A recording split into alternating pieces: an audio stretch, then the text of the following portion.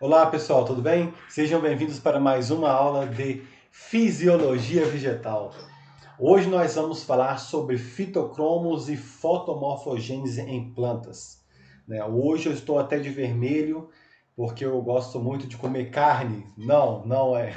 Eu estou de vermelho porque eu sou flamenguista? Também não é. Mas eu estou de vermelho hoje porque a luz vermelha do espectro vermelho, a onda eletromagnética do vermelho, ela tem um papel fundamental nesse fotorreceptor que nós vamos falar hoje, que é o fitocromo, que são os fitocromos, tá? Então, hoje nós vamos falar como que a luz interfere em outros mecanismos fisiológicos da planta, tá bom? Então prestem bastante atenção. Você poderia perguntar assim, Ramon, por que você está gravando no domingo? Olha, ó, nesse horário 3h30 da tarde, você está gravando no domingo, sendo que nessa semana a gente vai ter prova. Pois bem, eu estou gravando agora no domingo, porque apesar da matéria da segunda prova começar desse ponto em diante, né? Ou seja, a matéria da primeira prova vai até translocação no floema, que foi a matéria que está no canal aí, né? Então começa lá no balanço hídrico, foi as primeiras aulas, a importância da água e tudo mais, e vai ter na translocação no floema, matéria da primeira prova. Então a segunda prova começa desse ponto em diante. Então eu estou gravando agora por quê?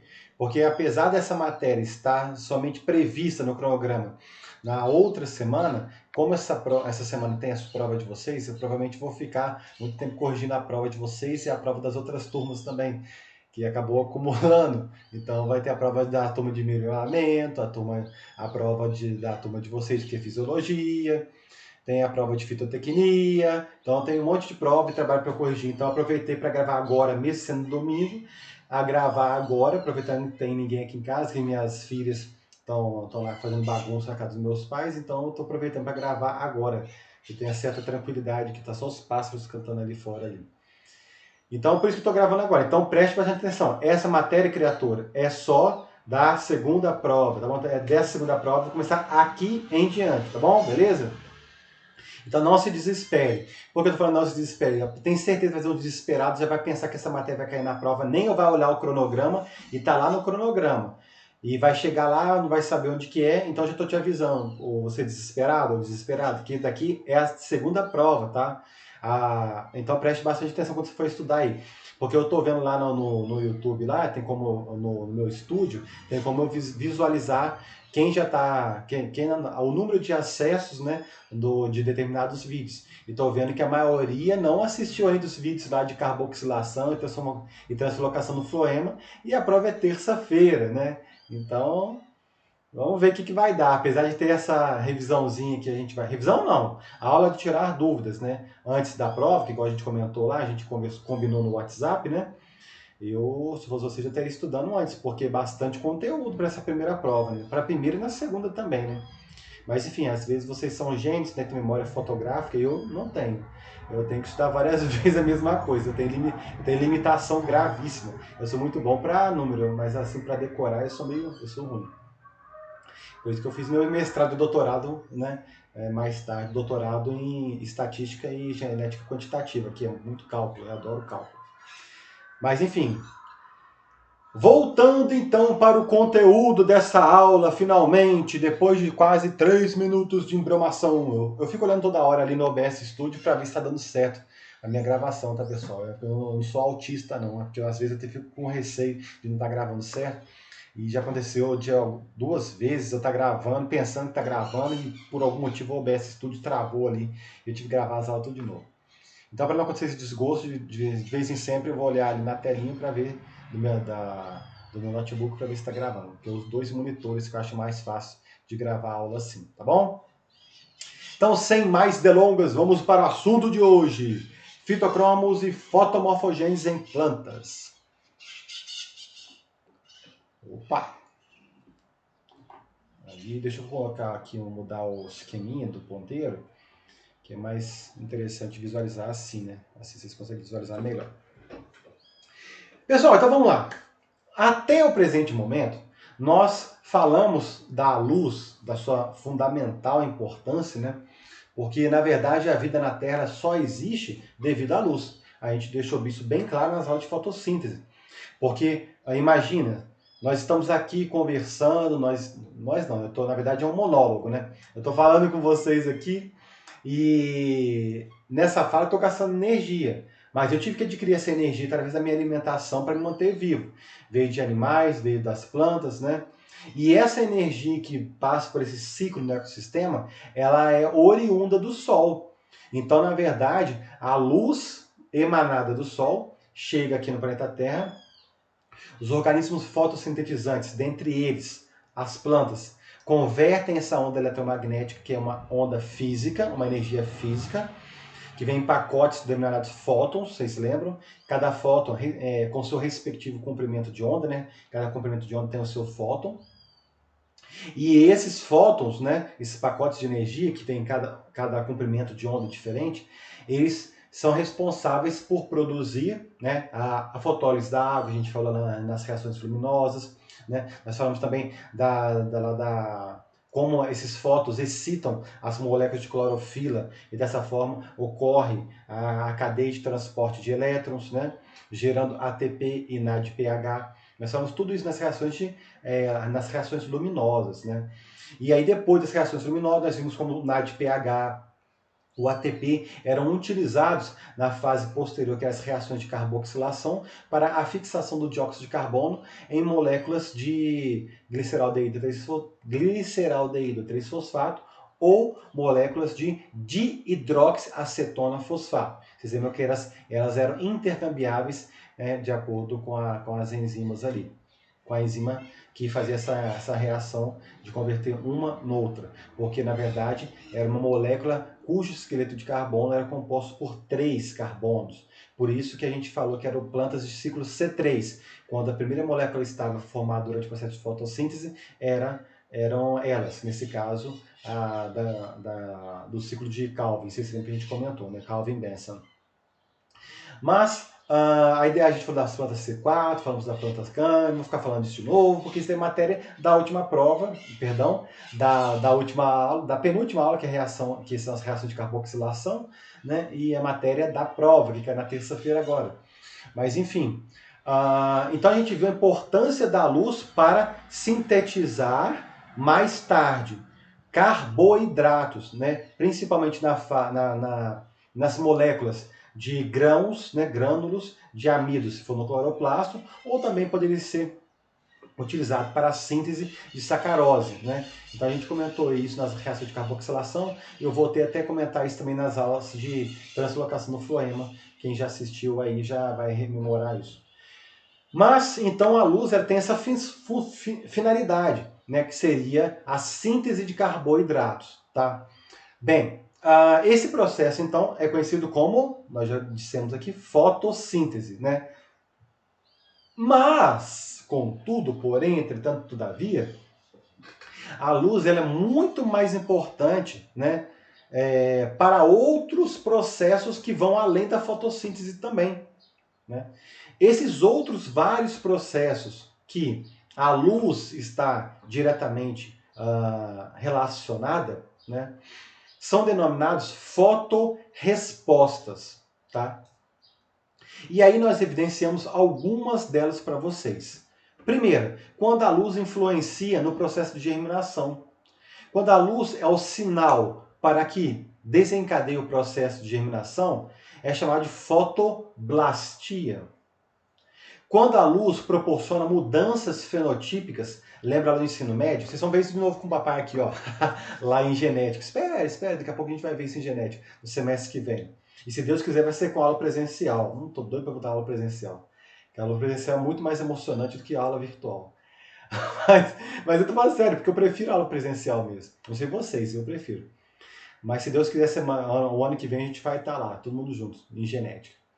Mas então, lembre-se do ensino médio, que vocês aprenderam lá que fenótipo era igual a genótipo mais ambiente. Então, fenótipo era aquilo que nós observávamos, né? Então, esses processos que a luz interfere nas mudanças daquilo que nós observamos, que seria o fenótipo, né, são chamados de processos de fotomorfogênese, ok? Qual que pode ser incluso como exemplo aqui, Ramon? Você pode falar algum? Posso. Por exemplo, o processo de crescimento do caule. processo de estiolamento, por exemplo, né? O processo de biossíntese de clorofila. Olha aqui, por exemplo, vamos comparar aqui nessa foto aqui, né? Comparando plantas que germinaram em condições ideais, né? Agrião, tá? Eu adoro agrião, sei vocês aí, faz muito bem para a saúde agradece, né? Então, o agrião cultivado em condições normais e o agrião cultivado no escuro. Então, percebam aqui, ó, quando ele foi cultivado em condições normais, olha ali, houve a síntese de clorofila, olha ali, perfeitamente, você vê que ó, as folhas estão verdes, né?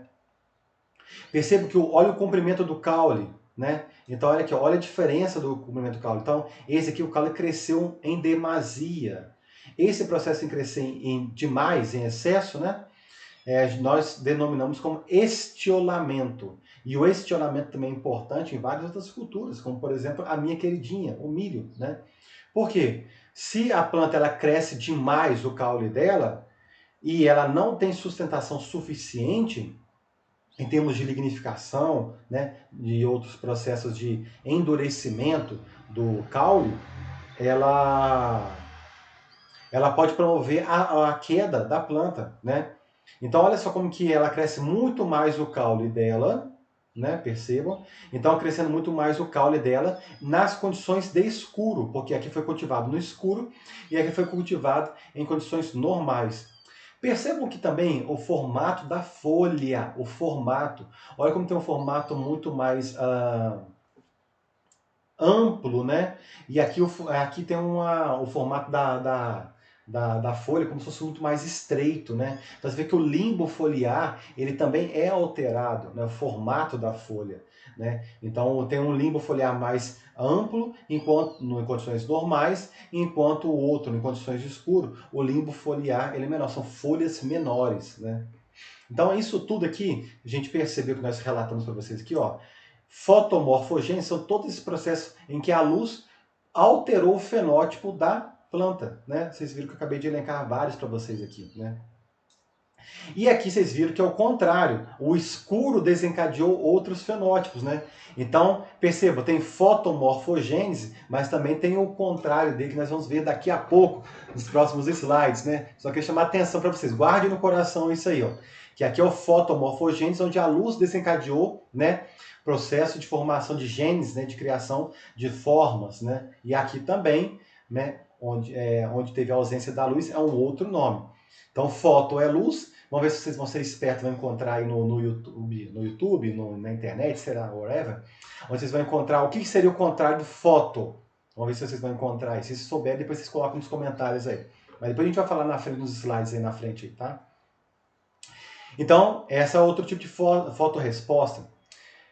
Outra fotorresposta que podemos ter, né, é o fototropismo. Olha aqui, ó, o crescimento em direção à luz. Você já reparar que às vezes a gente cultiva algumas plantinhas, né? Não sei se sua mãe tem isso, sua avó tem plantas, e normalmente as plantas ficam mais perto da janela, os galhos tendem a ir em direção à luz, né? Porque a luz vindo da janela, lá de fora, aí os galhos vão crescendo em direção à luz. Pois bem, esse é o processo denominado fototropismo. Também temos outros tipos, né, de fotorresposta, como os denominados fotonásticos. Fotonásticos são aqueles movimentos relacionados com os movimentos das folhas. Porque tem algumas plantas que durante a noite elas promovem o enrolamento do limbo foliar. Contudo, durante o dia, né, na presença da luz, as folhas se expandem, né, permitindo com que realizem o processo de fotossíntese na sua plenitude. Então, esse movimento das folhas são conhecidos como fotonásticos, né? E outro tipo de fotorresposta que nós podemos falar para vocês aí seria o fotoperiodismo, que estaria relacionado com o florescimento. Vocês já viram que algumas plantas só florescem em determinadas estações do ano, em determinados períodos do ano? Isso está diretamente relacionado tanto quanto à intensidade quanto à qualidade da luz, mas principalmente o período de horas de luz, né? Então, isso é muito interessante de visualizar como que a luz interfere não somente naquele processo que nós denominamos nas aulas anteriores, que seria a fotossíntese, né, que é fundamental para a vida no planeta Terra, mas ela também está relacionada com outros tipos de respostas na planta. Então, fotoblastia, fotomorfogênese, fototropismo, fotonásticos, fotoperiodismo, 1, 2, 3, 4, 5. São 5 exemplos de fotorrespostas, ok? Fotossíntese não é uma fotorresposta, ela está à parte, ok? Então, só chamar a atenção para vocês que nós vamos falar de qual fotorresposta hoje. Nós vamos evidenciar o processo de fotomorfogênese. E também não vamos explorar tudo. Por quê? Como vocês sabem, nós estamos estudando o livro roteiro da nossa disciplina, é esse daqui. Esse livro aqui, ele é muito completo, tem várias informações. E a minha missão como professor é sintetizar os pontos principais dele, porque tem muito mais detalhes aqui. Quem estiver acompanhando, por favor, vocês leiam o capítulo 16 e o capítulo 18, porque o que nós vamos falar hoje tem um pouco, maior parte do capítulo 16, né? Mas também tem uma parte também do capítulo 18. E mesmo assim nós não vamos exaurir todo o conhecimento ali presente, tá bom? Então só para quem está acompanhando aí no livro aí, às vezes vocês têm o livro na casa de vocês aí. Ficou claro então? Beleza? Então nós vamos falar hoje fotomorfogênese, somente desse. Vamos esquecer os outros tipos de fotorrespostas, porque senão a gente vai ficar aqui, sei lá quanto tempo falando. Continuando. Bem, então, para realizar o processo de fotossíntese, que é um dos processos que a luz tem um papel preponderante, fundamental, foram necessários, né? Foram e porque está acontecendo agora a fotossíntese ali, nas plantas ali fora, né? É necessário, fundamental, vários elementos químicos, né? Mas eu gostaria de chamar a atenção daqueles que são responsáveis por captar essas ondas eletromagnéticas que é a luz, né? Então as ondas eletromagnéticas que vêm do Sol, né, nos seus diferentes comprimentos de onda, né, os pigmentos fotossintetizantes, que nós vimos lá na aula de reações luminosas, nós chamamos atenção para a clorofila A, clorofila B, né, que eram os pigmentos que tinha em grande quantidade na planta, que tinha também os carotenoides. Então eu fiz até uma brincadeira aqui, ó. Pigmentos, se vocês se lembrarem, né? Pigmento está verde e aqui o fotossintetizante está em laranja. Porque normalmente o pessoal lembra de clorofila verde e os carotenoides laranja ou amarelado, né? Então, para vocês lembrarem que o processo de fotossíntese somente é possível devido a esses pigmentos fotossintetizantes, que são capazes de pegar essa energia luminosa, né, com uma energia física, e mais tarde doar o elétron, né, excitar os elétrons, para que ele passe pela cadeia de transporte elétrico, gere todo aquele processo que nós falamos na aula de reações luminosas, né, gere ATP e gere NADPH, que serão utilizados mais tarde para transformar energia luminosa em energia química, né? Então você vê que a própria síntese de ATP, a própria síntese de NADPH, que é o poder redutor, já pode ser considerado como produtos diretos, né, da conversão de energia física em energia química, né? Porque a gente sabe muito bem que o ATP, você aprendeu isso lá na bioquímica, adenosina trifosfato, quase 100% dos seres vivos do planeta Terra, né, é a moeda energética fundamental, basilar, que foi construída a vida aqui no planeta Terra. Quase 99% aí, tá? Ok, então esses seriam os pigmentos fotossintetizantes relacionados à fotossíntese. Só que hoje a aula não é de fotossíntese, só coloquei para vocês relembrarem, porque hoje nós vamos falar um pouco sobre fotorreceptores e mais especificamente desses carinhas aqui, ó, que são os fitocromos. Então vamos lá. O que seriam os fotorreceptores? Moléculas receptoras que as plantas utilizam para detectar a luz solar e, desta forma, absorvem um fóton usando a energia deste para uma fotorresposta. Então, no slide anterior, vocês visualizaram alguns tipos de fotorresposta. Foram 5 que eu falei para vocês, né? E hoje nós vamos focar num tipo, que é a fotomorfogênese, que é uma fotorresposta. E vamos focar num fotorreceptor, num carinha, que é o fitocromo, tá bom? Então a gente está fazendo várias divisões para a gente poder andar com a carruagem, porque senão a gente ficaria aqui horas e horas falando. Então vamos ver quais são alguns tipos de fotorreceptores aí que já foram identificados até o presente momento, né? Fitocromos são os mais importantes relacionados à fotomorfogênese, ok? Criptocromos relacionados à fotomorfogênese.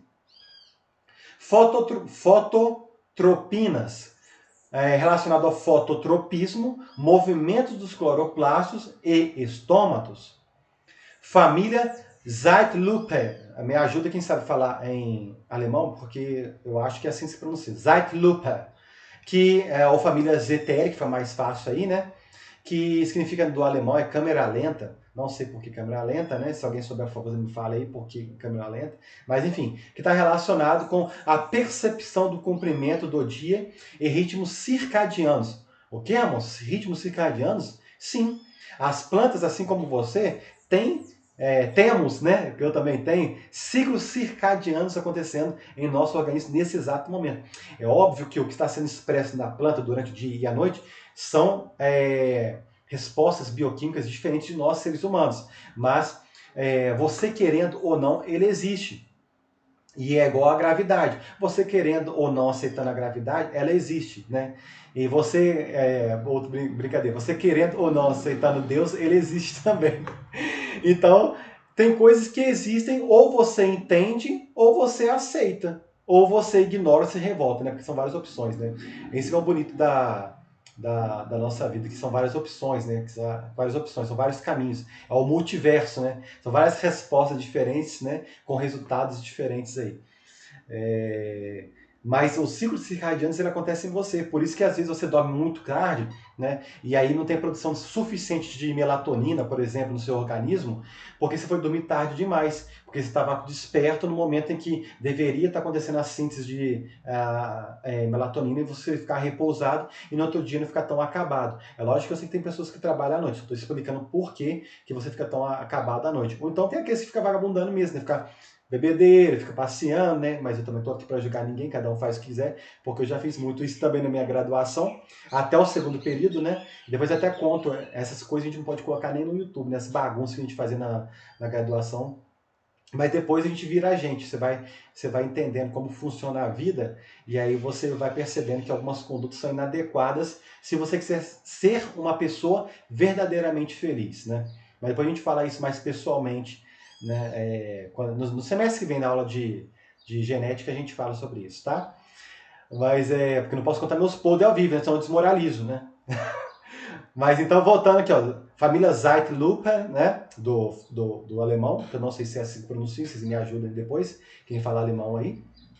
E a última, né, que é o último fotorreceptor, que seria, traduzindo aqui, ó, o locus de resistência UV8, né, o locus 8, na verdade, né, UV Resistance Locus 8, que na verdade significa UVR8, né, que seria relacionado com respostas fotomorfogênicas também. Então perceba o seguinte, ó, o primeiro, segundo e o último estão relacionados de certa forma com as respostas fotomorfogênicas, né, ou fotomorfogênese. Só que o que diferencia esses diferentes tipos aqui é justamente o espectro de luz que ele absorve em maior quantidade, vamos dizer assim, que ele tem preferência, por causa da própria conformação da estrutura das moléculas ali, né? Então, por exemplo, o fitocromo, ele absorve preferencialmente a onda do vermelho e do vermelho distante, né? Ou vermelho extremo, tá? Mas ele também absorve uma parcela do azul. Então por isso que eu coloquei a cor aqui, ó, vermelho e azul. Eu até brinquei, por isso que eu coloquei vermelho hoje. Porque vocês vão ver a importância do espectro vermelho para a expressão, né, desse fitocromo. Como que esse fitocromo ele vai se alterar e como ele vai sinalizar e às vezes desencadear o processo de fotorresposta, né, conhecido como fotomorfogênese, tá bom?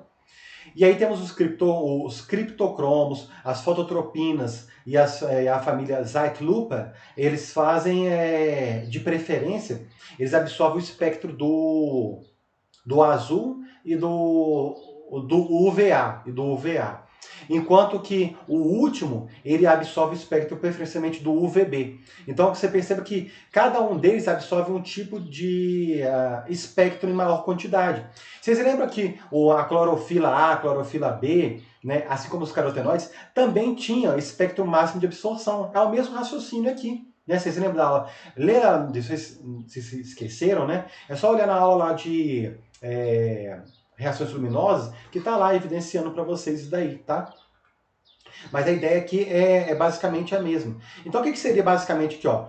1, 2, 3, 4. Os 4 primeiros aqui, na verdade, eles são proteínas, né? Que tem um grupo prostético, né? Que seria aquele grupo que não faz parte diretamente de proteína, que você sabe que a proteína é um polímero de aminoácidos, né? Então o grupo prostético é um grupo ligado à proteína, né? Esses aminoácidos, né?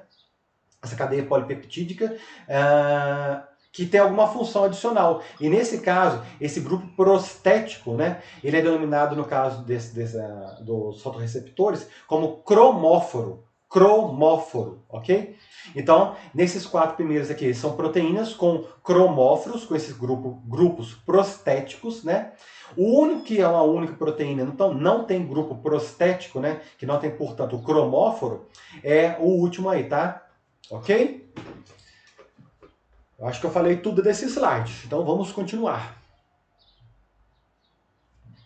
Bem, pessoal, então lá a gente falou um pouco disso também lá nas reações luminosas, né? Sobre espectro de ação. Por que espectro de ação? Falando espectro de ação das clorofilas, vocês lembram que a gente mostrou isso para lá para vocês? Mas aqui a ideia vai ser quase parecido, quase bem semelhante, né? Só que aqui é relacionado a uma fotorresposta, tá?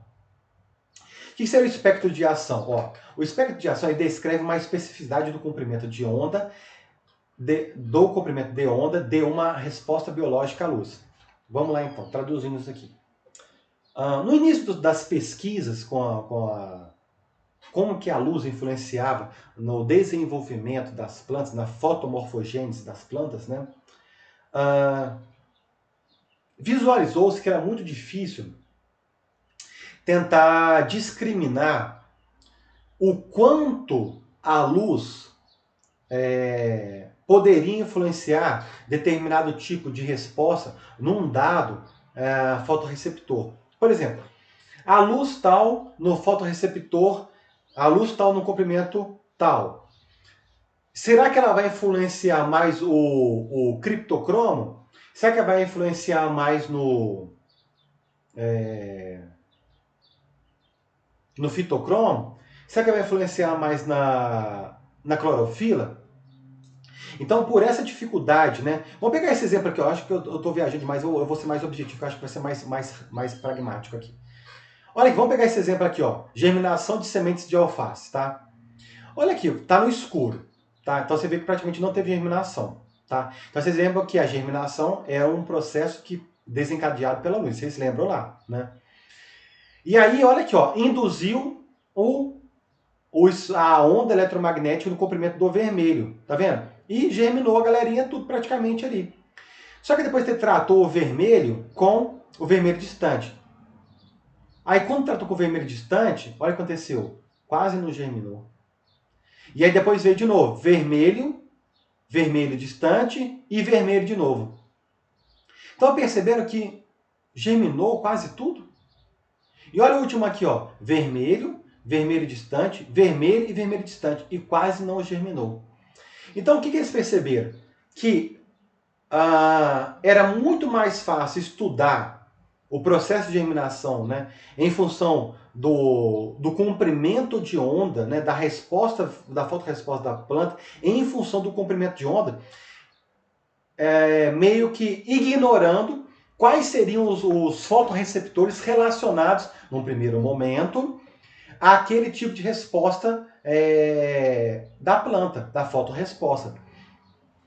E aí eles perceberam que nesse momento aqui, quando eles fizeram esses primeiros experimentos, perceberam que o que importava, pelo menos para germinação de sementes de alface, né? Porque cada planta tem um comportamento diferente. Algumas são semelhantes, algumas são diferentes. Nesse caso aqui, eles perceberam que o que importava era o último estímulo. Está percebendo que toda vez o último estímulo era o vermelho, germinou. Vermelho, germinou. Ah, vermelho distante, não germinou. Vermelho distante, não germinou.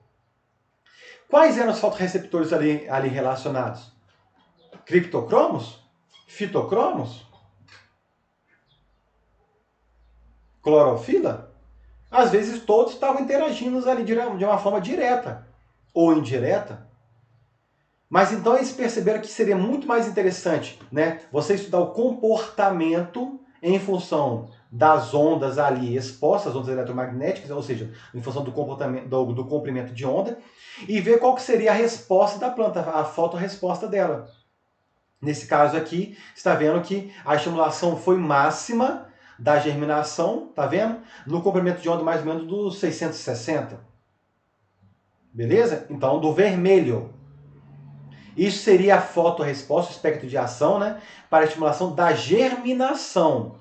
Então, o espectro de ação na fotorresposta de germinação. E agora tem uma fotorresposta também aqui, ó, mas no que diz respeito ao espectro de ação, né, no que diz respeito à inibição da germinação. E a inibição ela foi máxima, mais ou menos no comprimento aqui de quanto? 730? Sei lá, 730 aqui, ó. Então percebo que a inibição foi máxima no comprimento de onda de 730. E o comprimento, e aqui o estímulo máximo de germinação foi em 660. Então, no início eles optaram por estudar por espectro de ação e a fotorresposta em si, né? Ok. Só que com o passar do tempo foram desenvolvidos equipamentos, né, como o denominado espectrofotômetro. O espectrofotômetro, ele e olha que eu utilizei espectrofotômetro direto lá no meu mestrado, hein? E até hoje eu tilto para falar essa palavra. Espectrofotômetro, ele é um equipamento que você coloca substância química ali dentro e ela vai receber uma luminosidade, uma onda eletromagnética, e aquelas moléculas ali dentro, elas vão absorver ou poderão refletir também, né? Então você mede a absorbância, né, dessas moléculas ali, e cada molécula tem uma absorbância diferente, né? E aí o que o pessoal percebeu? Que eles foram discriminando essas moléculas, colocando no espectrofotômetro, e percebeu que as moléculas, né, ali colocados, os fitocromos ali colocados, eles meio que a absorbância máxima dele, meio que era o nível máximo do espectro de ação dele. Ou seja, o espectro de ação de funcionamento do fitocromo iguala-se ao seu espectro de absorção. Então, por isso que daqui veio o espectro, o fitocromo 660 nanômetros, né? Que também é conhecido como fitocromo vermelho, tá vendo aqui? E também tem aqui o fitocromo, que é conhecido como fitocromo vermelho, extremo vermelho distante, que ele está no comprimento de onda aqui dos 730. Então, foi graças aos experimentos conduzidos com espectro de ação e mais tarde com experimentos com espectrofotômetros, né, discriminando essas moléculas. E percebeu-se que o espectro de ação se igualava com o espectro de absorção. E aí eles conseguiram distinguir quais moléculas eram responsáveis por esse tipo de resposta fisiológica de fotorresposta, né, nas plantas. Entendeu? Foi claro? Então tá bom. Qualquer dúvida vocês mandam lá no WhatsApp ou no e-mail, tá? Então aí foi lá e identificou os fitocromos, tá? Identificou-se esses compostos, né? E chegou-se aos fitocromos, que são os fotorreceptores, que nós iremos falar deles hoje. Então os fitocromos são proteínas pigmentadas, né, que tem a coloração de ciano azul, se for fitocromo vermelho, e ciano verde, se for fitocromo vermelho distante. Com a massa molecular mais ou menos de 125, né, kilodaltons, né, eles estão relacionados ao processo de fotomorfogênese, e nós falamos alguns aí, né? Germinação, você lembra do caso da alface, do crescimento das hastes, das folhas. Lembra do agrião que nós colocamos? Quando foi desenvolveu a planta, a plântula, no caso, em condição normal, não teve estiolamento, ao passo que foi em condições de escuridão, teve estiolamento, modificou seus pigmentos ali, não teve a biossíntese de clorofila. Vocês lembram que nós comentamos lá no agrião? Volta aí e vê. Indução floral. Então eu percebo que o fitocromo está relacionado a vários processos, né, de fotomorfogênese. E uma característica única do fitocromo é essa daqui, ó. É um fotorreceptor fotorreversível. O que é fotorreversível? Reversível você pode ir para um lado para o outro, né? Então, reversível, ora para um lado, ora para o outro. Se tem foto, tem influência da luz. Mas de qual luz? Aqui, ó, vermelha. Então vamos ver como que a luz vermelha influenciará no comportamento dessas moléculas conhecidas como fitocromo. Então esse fenômeno chamado fotorreversibilidade, ele funciona da seguinte maneira. O fitocromo vermelho, ao ser estimulado pela luz vermelha, ele se transformará no fitocromo vermelho extremo, tá? Ou vermelho distante. Esse fitocromo aqui, que é a forma ativa dele.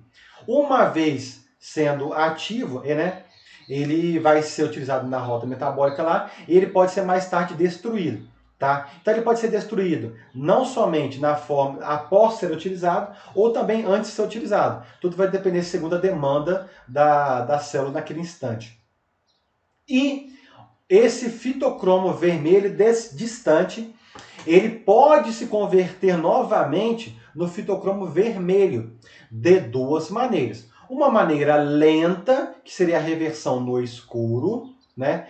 E uma maneira mais rápida seria receber as ondas eletromagnéticas do vermelho extremo, né? Então aqui você lembra daquela onda lá, a onda dos 660 nanômetros, né? Que é a onda do vermelho, e a onda dos 730 nanômetros, que seria o vermelho extremo, beleza? Outra coisa também, que eu coloquei aqui para chamar o detalhe aqui. Durante a minha apresentação, alguns momentos vocês vão ver nos meus slides, né?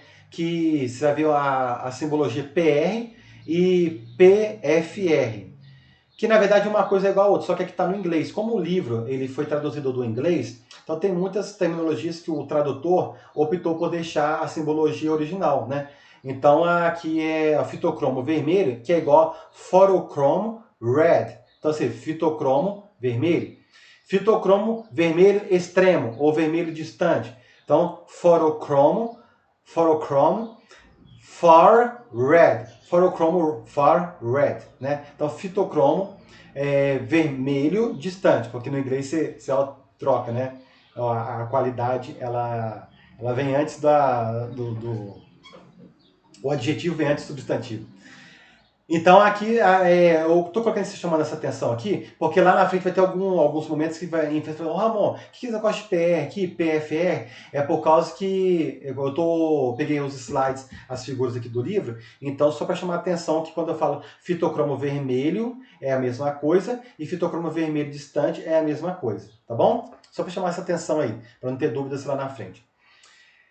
E aí, pessoal, esse fitocromo, né, esses fitocromos aqui, eles têm uma característica muito interessante, que é conhecido como estado fotoestacionário. O que significa esse estado fotoestacionário?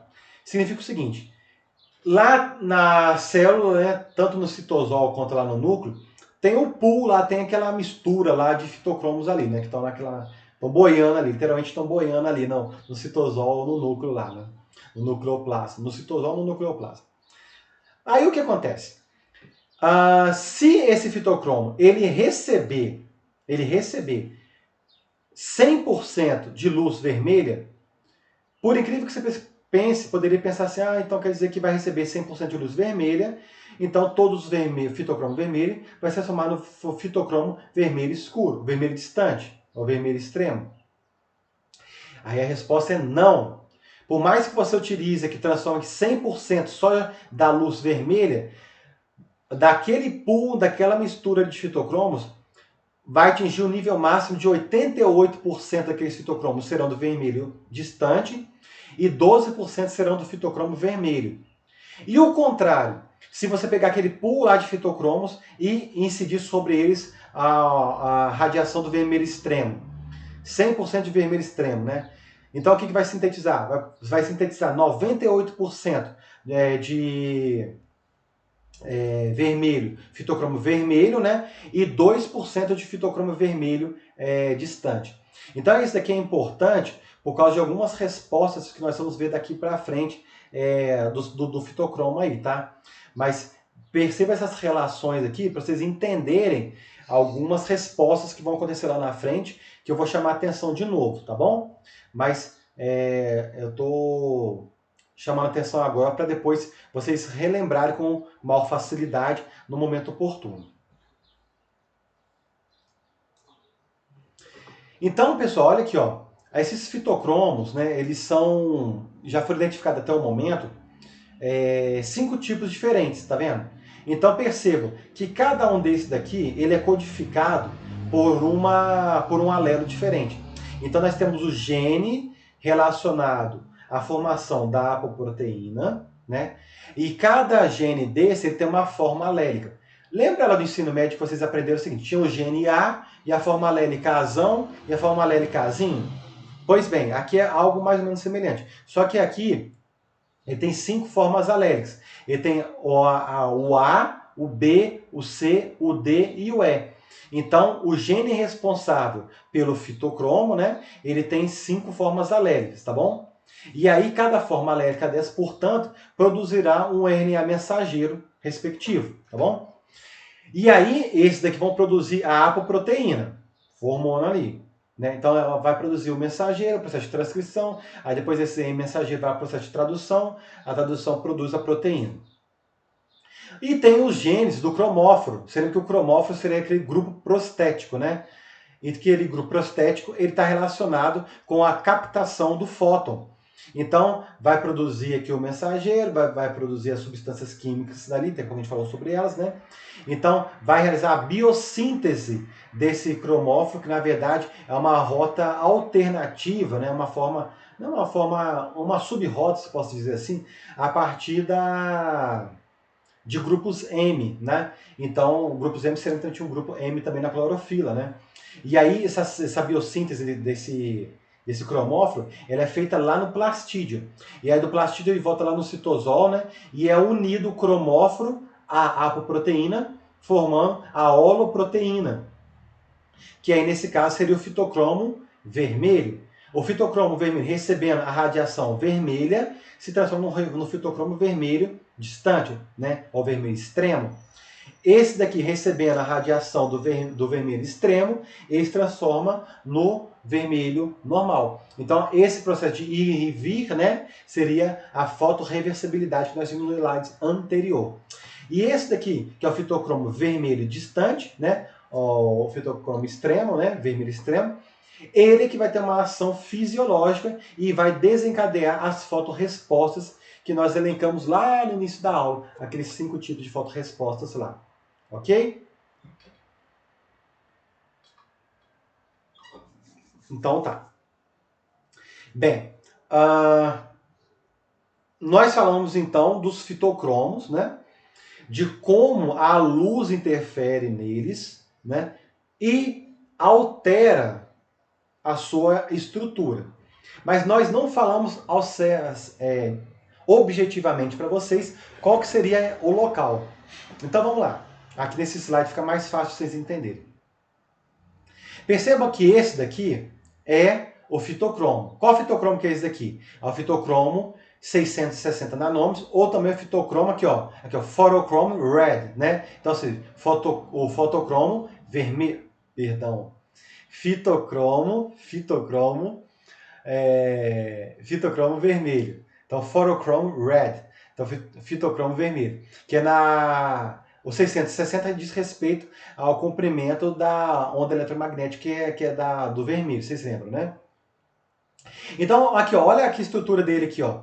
Quando ele é estimulado pela luz vermelha, ou seja, no comprimento de 660 nanômetros, Os fótons, eles vão estimular uma alteração aqui, ó. Tá vendo? Isso aqui é um isômero cis. Então tá percebendo que essa região aqui é o cromóforo. O cromóforo do fitocromo, ele é denominado fitocromobilina, tá? Então fitocromobilina é o cromóforo presente no fitocromo, tá? Então perceba que aqui, ó, esse é o isômero cis. Recebeu o fóton, recebeu energia, ele vai alterar a sua conformação. Então vai se transformando de cis para uma conformação trans. E por ter mudado essa conformação trans, ele vai desencadear uma série de outras transformações, alterações na conformação dessa parte do polipeptídeo, né, que é a proteína. Então foi como nós conversamos com você lá, no início da aula, né? Então, o fitocromo ele é uma proteína que possui grupo prostético, que nesse caso aqui é o cromóforo, e particularmente os fitocromos é denominado fitocromobilina, tá bom?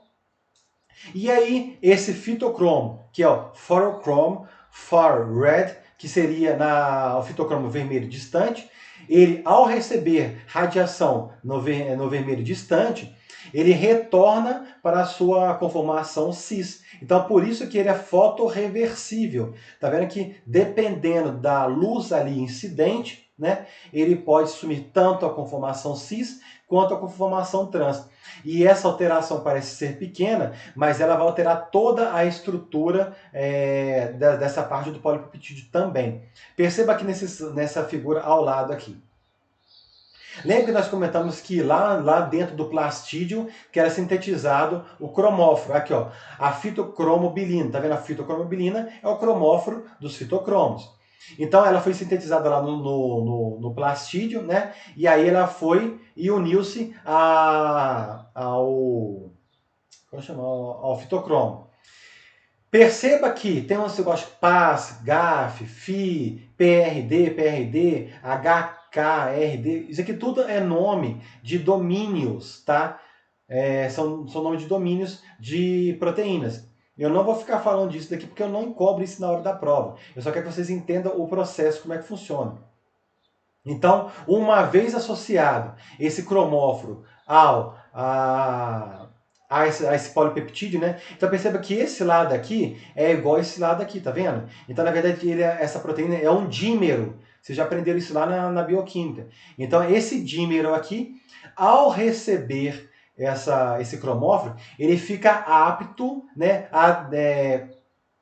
a começar o seu papel biológico. Como? Esse daqui é o próprio fitocromo vermelho. O fitocromo vermelho, recebendo a radiação do vermelho, ele se transforma na sua forma ativa, que é o fitocromo vermelho distante. Essa aqui que é a forma ativa dele. Percebe que mudou a conformação, tá vendo aqui, ó? Olha que a conformação deste e a conformação deste. E aí, esse daqui, ele está apto a entrar lá dentro do núcleo e interagir, né? E interferir no processo de expressão gênica. Então, percebam que esse daqui, esse fitocromo aqui, é o fitocromo B, né? Ele já pode entrar diretamente no núcleo, porque ele já tem uma sequência de localização nuclear dele, que estaria relacionado a esse domínio aqui, que é o domínio PRD. Já o fitocromo A, ele não tem essa sequência que fala que ele deveria ir para o núcleo, tá? Estou sendo bem assim, chulão para vocês, que tudo é afinidade química, vocês sabem.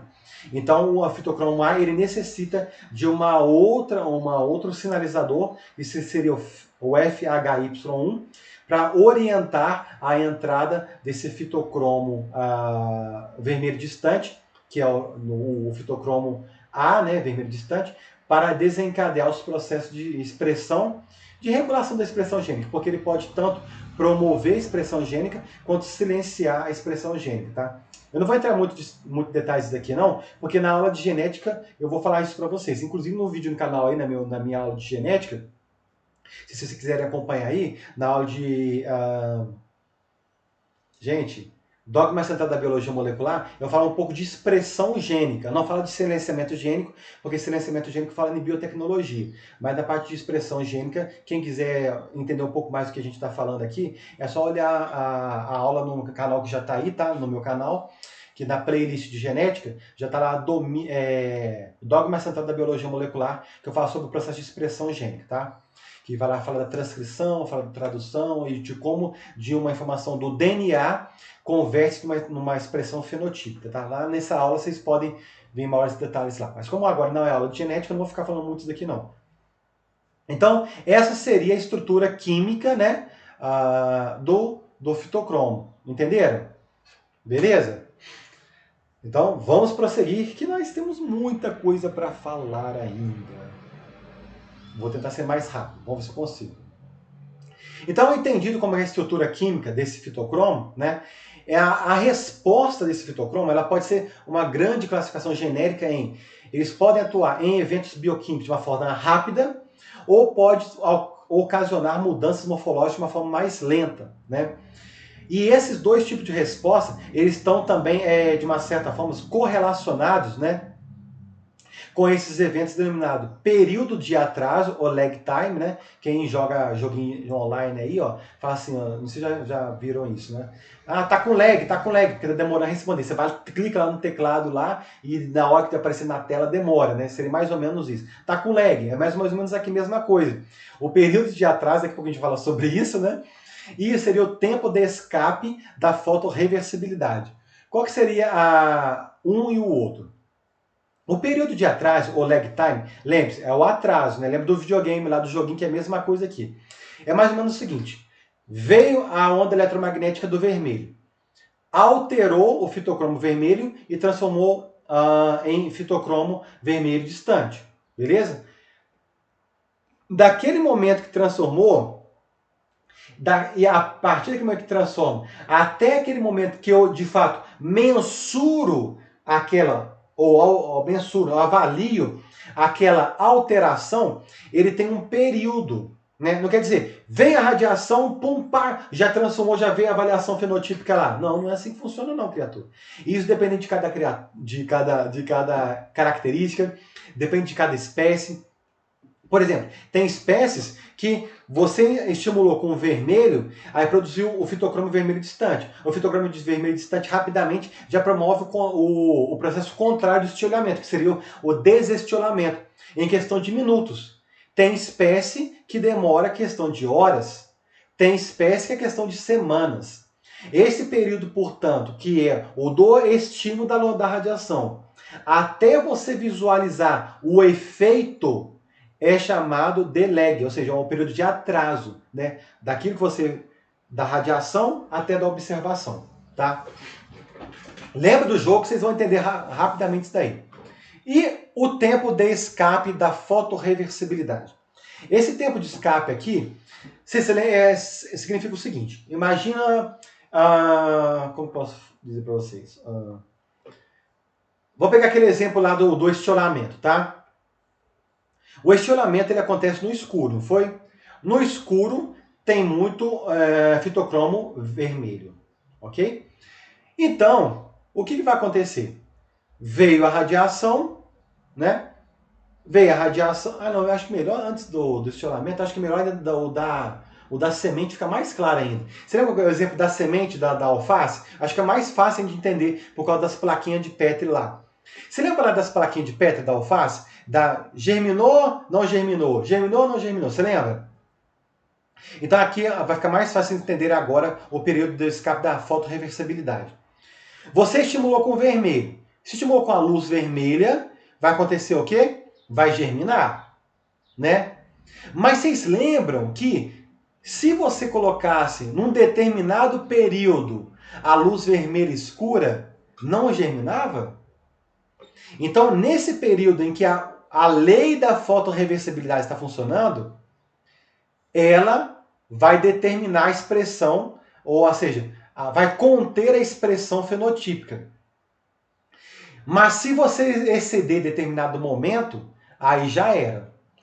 Vamos traduzir aqui um exemplo mais prático lá. Ver luz vermelha escura nas sementes de alface.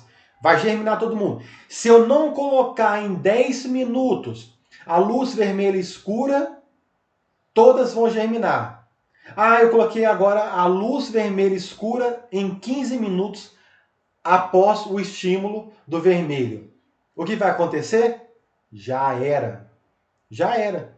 Vai acontecer normalmente o processo. Porque você lembra que anteriormente acontecia lá na plaquinha de Petri lá? Tinha luz vermelha. Então a vermelha estimulou. Vai germinar. Mas em menos de 10 minutos, você foi e jogou a luz vermelha escura. Então não germinou. Show de bola? Não foi isso lá nos slides anteriores? Agora, outra situação. Colocou a vermelha escura. Mas depois de 10 minutos, em 15 minutos, você falou assim, agora depois de 15 minutos, você esqueceu lá, tá, foi tomar um café, e depois de 15 minutos você foi lá e jogou a luz vermelha escura. Você acha que você vai conter germinação? Porque o tempo de escape, ele escapou da fotoreversibilidade. Então, se ele escapou, ele excedeu aquele período. Entendeu? Então, em 11 minutos, a gente falou o exemplo de 10 minutos, um exemplo meio aleatório, porque isso varia de espécie para espécie, né? Se eles fugiu daquele, o 1 minuto, foi 11 minutos ali, já era, filho. Já era. Não tem como voltar atrás. Então, ele escapou, o tempo de escape. Para você escapar da fotorreversibilidade, é só fazer de 11 minutos em diante, pronto, acabou. Por que isso se explica, né? A explicação seria mais ou menos essa. Porque naquele momento que você estimulou, vamos pegar o exemplo lá da germinação, tá? Para vocês entenderem. Estimulou com vermelho, não foi? Então você produziu o fitocromo vermelho distante. O fitocromo vermelho distante ele vai lá para o núcleo fazer com que se expressem genes relacionados à fotomorfogênese, que são genes relacionados à germinação. Se você excedeu aquele período de fotorreversão, uma vez chegado o fitocromo vermelho distante lá no núcleo, já era. Vai ter uma reação em cadeia que ela é irreversível. Ela não volta mais atrás. Entendeu? Então, por isso que é o tempo de escape. Escapou daquele período lá, já era. Não tem como voltar mais atrás. Beleza? Então, ficou claro? Então tá, espero que tenha sido claro aí. Porque às vezes eu vou citando um exemplo, aí eu vou puxando outro e tal. E às vezes nem eu sei mais o que eu tô falando. Zoeira, eu sei sim. Mas às vezes eu falo tanto que eu posso confundir vocês. Beleza, então, pessoal. Passando para o próximo tópico, né? A resposta, vocês viram lá que a gente viu, né? Que ela é complexa de ser mensurada, né? Você viu o tanto de coisa que pode interferir na variação da resposta?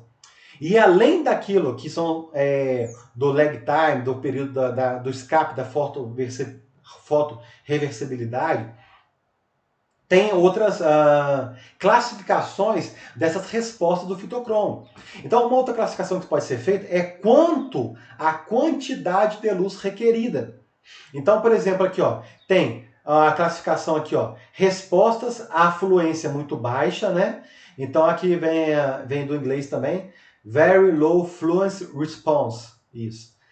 Aí do inglês também tem o LVR, que seria low fluence response, e seria as respostas à baixa fluência, ou RBF. Tá percebendo que aqui eu estou colocando em português, né? Do lado aqui para vocês. Porque no gráfico, nas figuras, como eu tirei do livro, vai estar em inglês, mas eu estou colocando em português também, porque a gente está em português, tem que falar em português, né?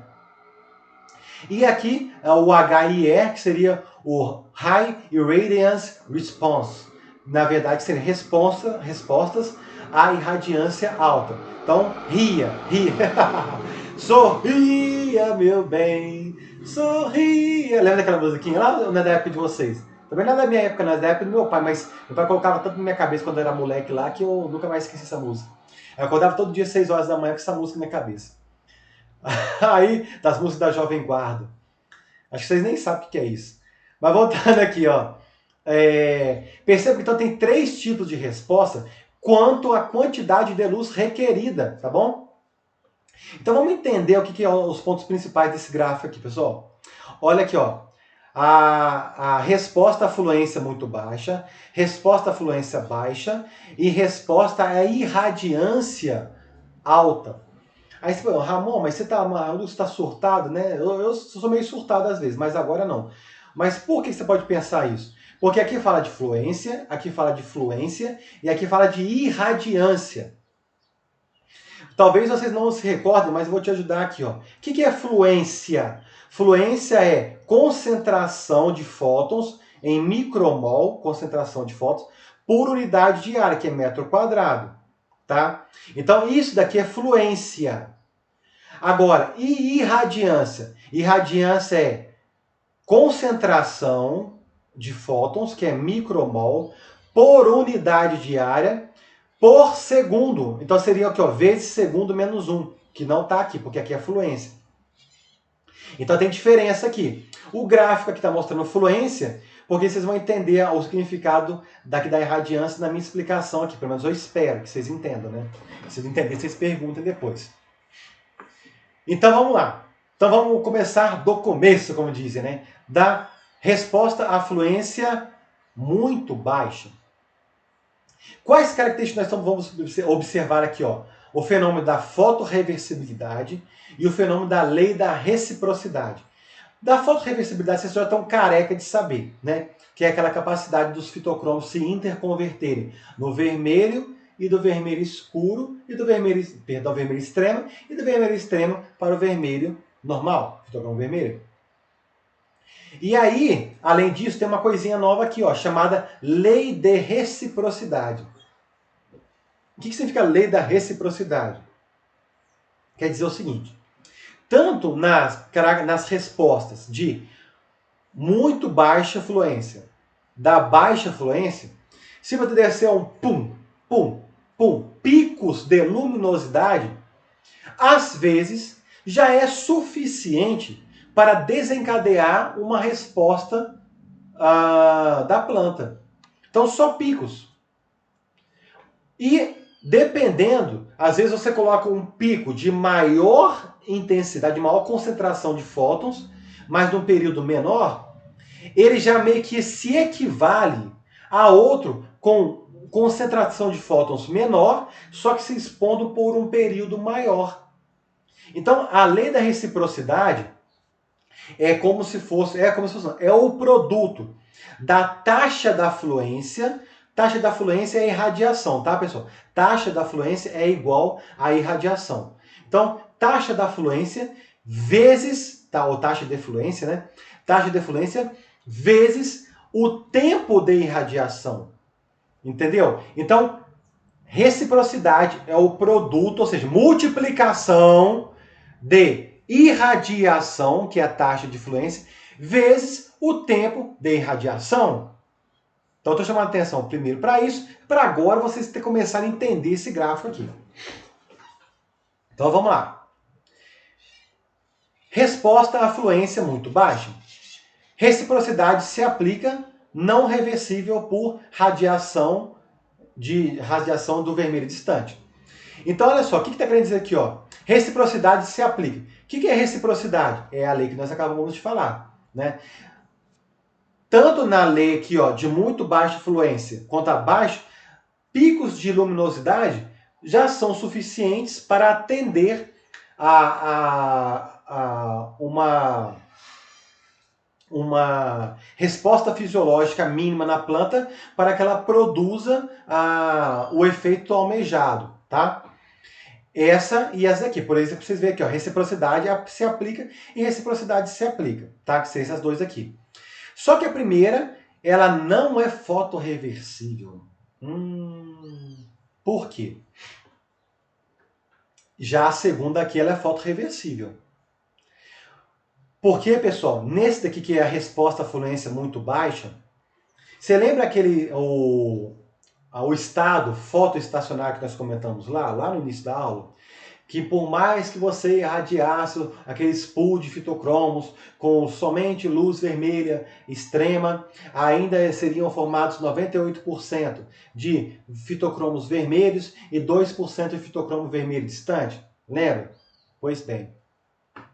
Para uma resposta do tipo resposta da fluência, a fluência muito baixa, somente são necessários daqueles pool lá, daquela quantidade total de fitocromo, uma concentração mínima de 0,02% de fitocromo vermelho distante. Ora, sabendo que no estado do estado fotoestacionário, a quantidade mínima, né, de vermelho distante é de 2%, percebam que para as respostas aqui que são de 0,02, 2% dá de sobra. Então aqui na verdade o que está limitando é somente a radiação. Se a radiação tiver suficiente, essas respostas, a fluência muito baixa, elas vão acontecer. Entenderam? E percebam que ela tem um ângulo θ qualquer ali, ó. Beleza. Agora vamos para o próximo, que seria a resposta à fluência baixa. Então a reciprocidade se aplica, lembre-se, os picos de energia, ele pode ser tanto como uma concentração muito grande de fótons por um período pequeno, ou pode ser uma concentração baixa de fótons por um período longo de tempo. Tá? Se aplica, né, a lei de reciprocidade se aplica, e é fotorreversível, ou seja, o que é fotorreversível? A gente comentou. Se vier a radiação você vê a radiação do vermelho lá no fitocromo vermelho, convertendo o vermelho distante. Mas se vier o vermelho distante, uma radiação vermelho distante naquele fitocromo, ele vai se converter no fitocromo vermelho. Convertendo no fitocromo vermelho, pode ficar estagnada essa resposta à baixa fluência. Beleza? Então ela é regulada aqui não somente pela fluência, né? Mas também pela composição química ali presente dos fitocromos, tá? E por último, olha aqui, a resposta à irradiância alta. Dependente da taxa de fluência, longa irradiação é requerida e não fotorreversível. Reciprocidade não se aplica. Nossa, falou muita coisa aqui, né? Então vamos por etapas aqui, ó. Tá falando de irradiação. Por que irradiação, galera? Porque, como o próprio nome já fala, é uma resposta à irradiação alta. Se é irradiação alta, tem que ter fluência, que é a concentração de mols por metro quadrado, mas também tem que ter luminosidade constante. Porque se não tiver luminosidade constante, não tem respostas à irradiação alta. Para ter esse tipo de resposta, tem que ter não somente grande concentração, né, mas também constante. Tem que ser constante. E essa radiação, essa quantidade, né, de fótons ali presentes e em função do tempo, ela vai interferir em que ponto? É justamente na resposta, se ela vai ser mais abrupta, intermediária ou menos abrupta. Então percebam que aqui a concentração e o tempo são importantes, porque aqui tem ângulos diferentes. Olha, aqui tem um ângulo, aqui tem outro ângulo, aqui tem outro ângulo. Diferentemente desse daqui. Aqui é um ângulo constante e aqui tem um ângulo constante. Então por isso que aqui a irradiação é a taxa de fluência. Então, ou seja, é a concentração de mols por unidade de área e por tempo. Isso é muito importante. E por que ele não é fotorreversível? Pelo mesmo motivo que nós evidenciamos lá naquela resposta lá do período de escape lá. Vocês lembram do período de escape? Que como o período de tempo ele é prolongado, se ele é prolongado, necessita de muito tempo de radiação vermelha, por exemplo, né? Então a radiação vermelha terá que estar presente constantemente, então vai estar sempre acontecendo ali. Então ele nunca vai voltar atrás. Ele nunca vai voltar atrás, porque só tem radiação vermelha ali, então o fitocromo vermelho vai ser transformado no fitocromo vermelho distante, e esse fitocromo vermelho distante vai estar sempre presente para realizar o processo de resposta à irradiância alta. Então, entenderam isso daí? As respostas? Se não entenderam, essa é a vantagem do YouTube. Vocês podem voltar várias vezes aí, mas mesmo voltando inúmeras vezes, se não entendeu, vocês vão lá e me perguntam no WhatsApp aí. Então esse seria o tipo de resposta, tá? Então vamos ver essas respostas nos diferentes tipos de cromossomo. Nós falamos lá que os cromossomos, dentro de casa está presente no momento, são 5 tipos, né? Então olha aqui, ó, o fitocromo A, B, D, E e C, né? São 5 tipos. Cada um deles absorve um tipo preferencial de radiação preferencial, mas ele não quer dizer que absorva outro tipo também de radiação, tá, pessoal? Então, olha aqui, ó, preferencialmente, vermelho distante, vermelho, branco contínuo, vermelho, vermelho distante, vermelho e vermelho distante.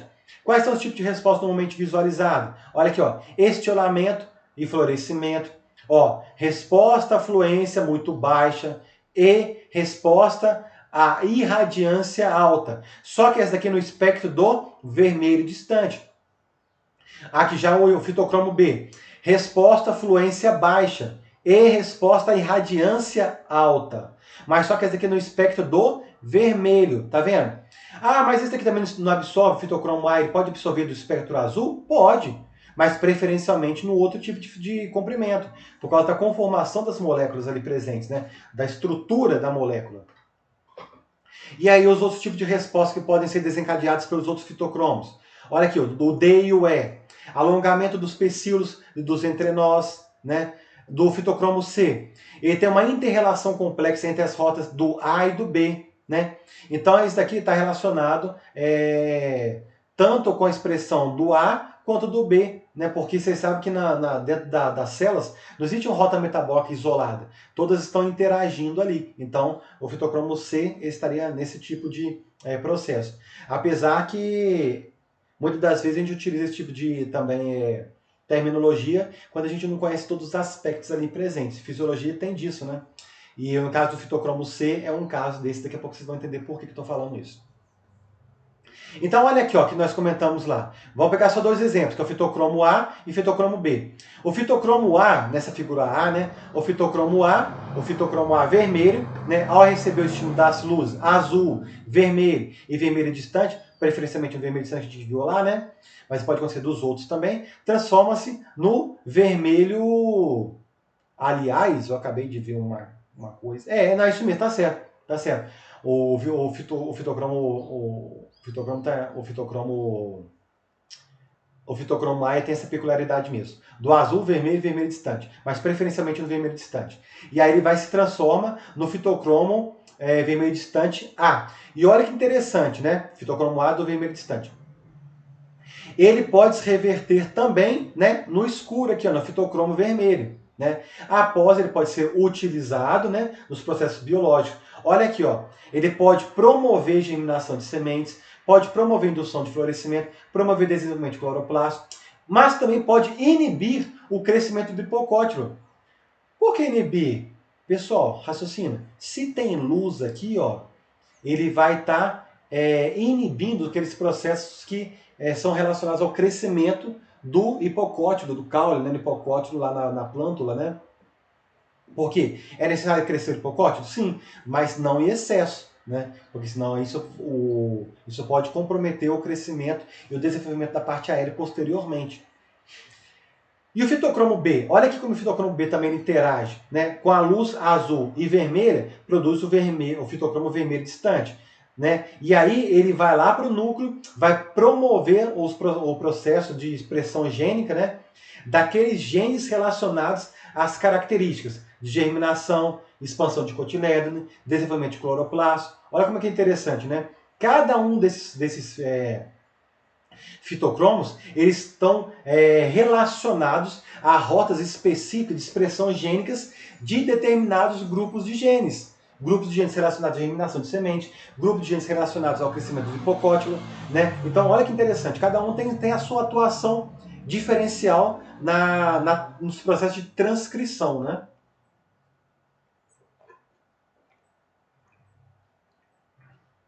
Nossa, minha garganta tá seca.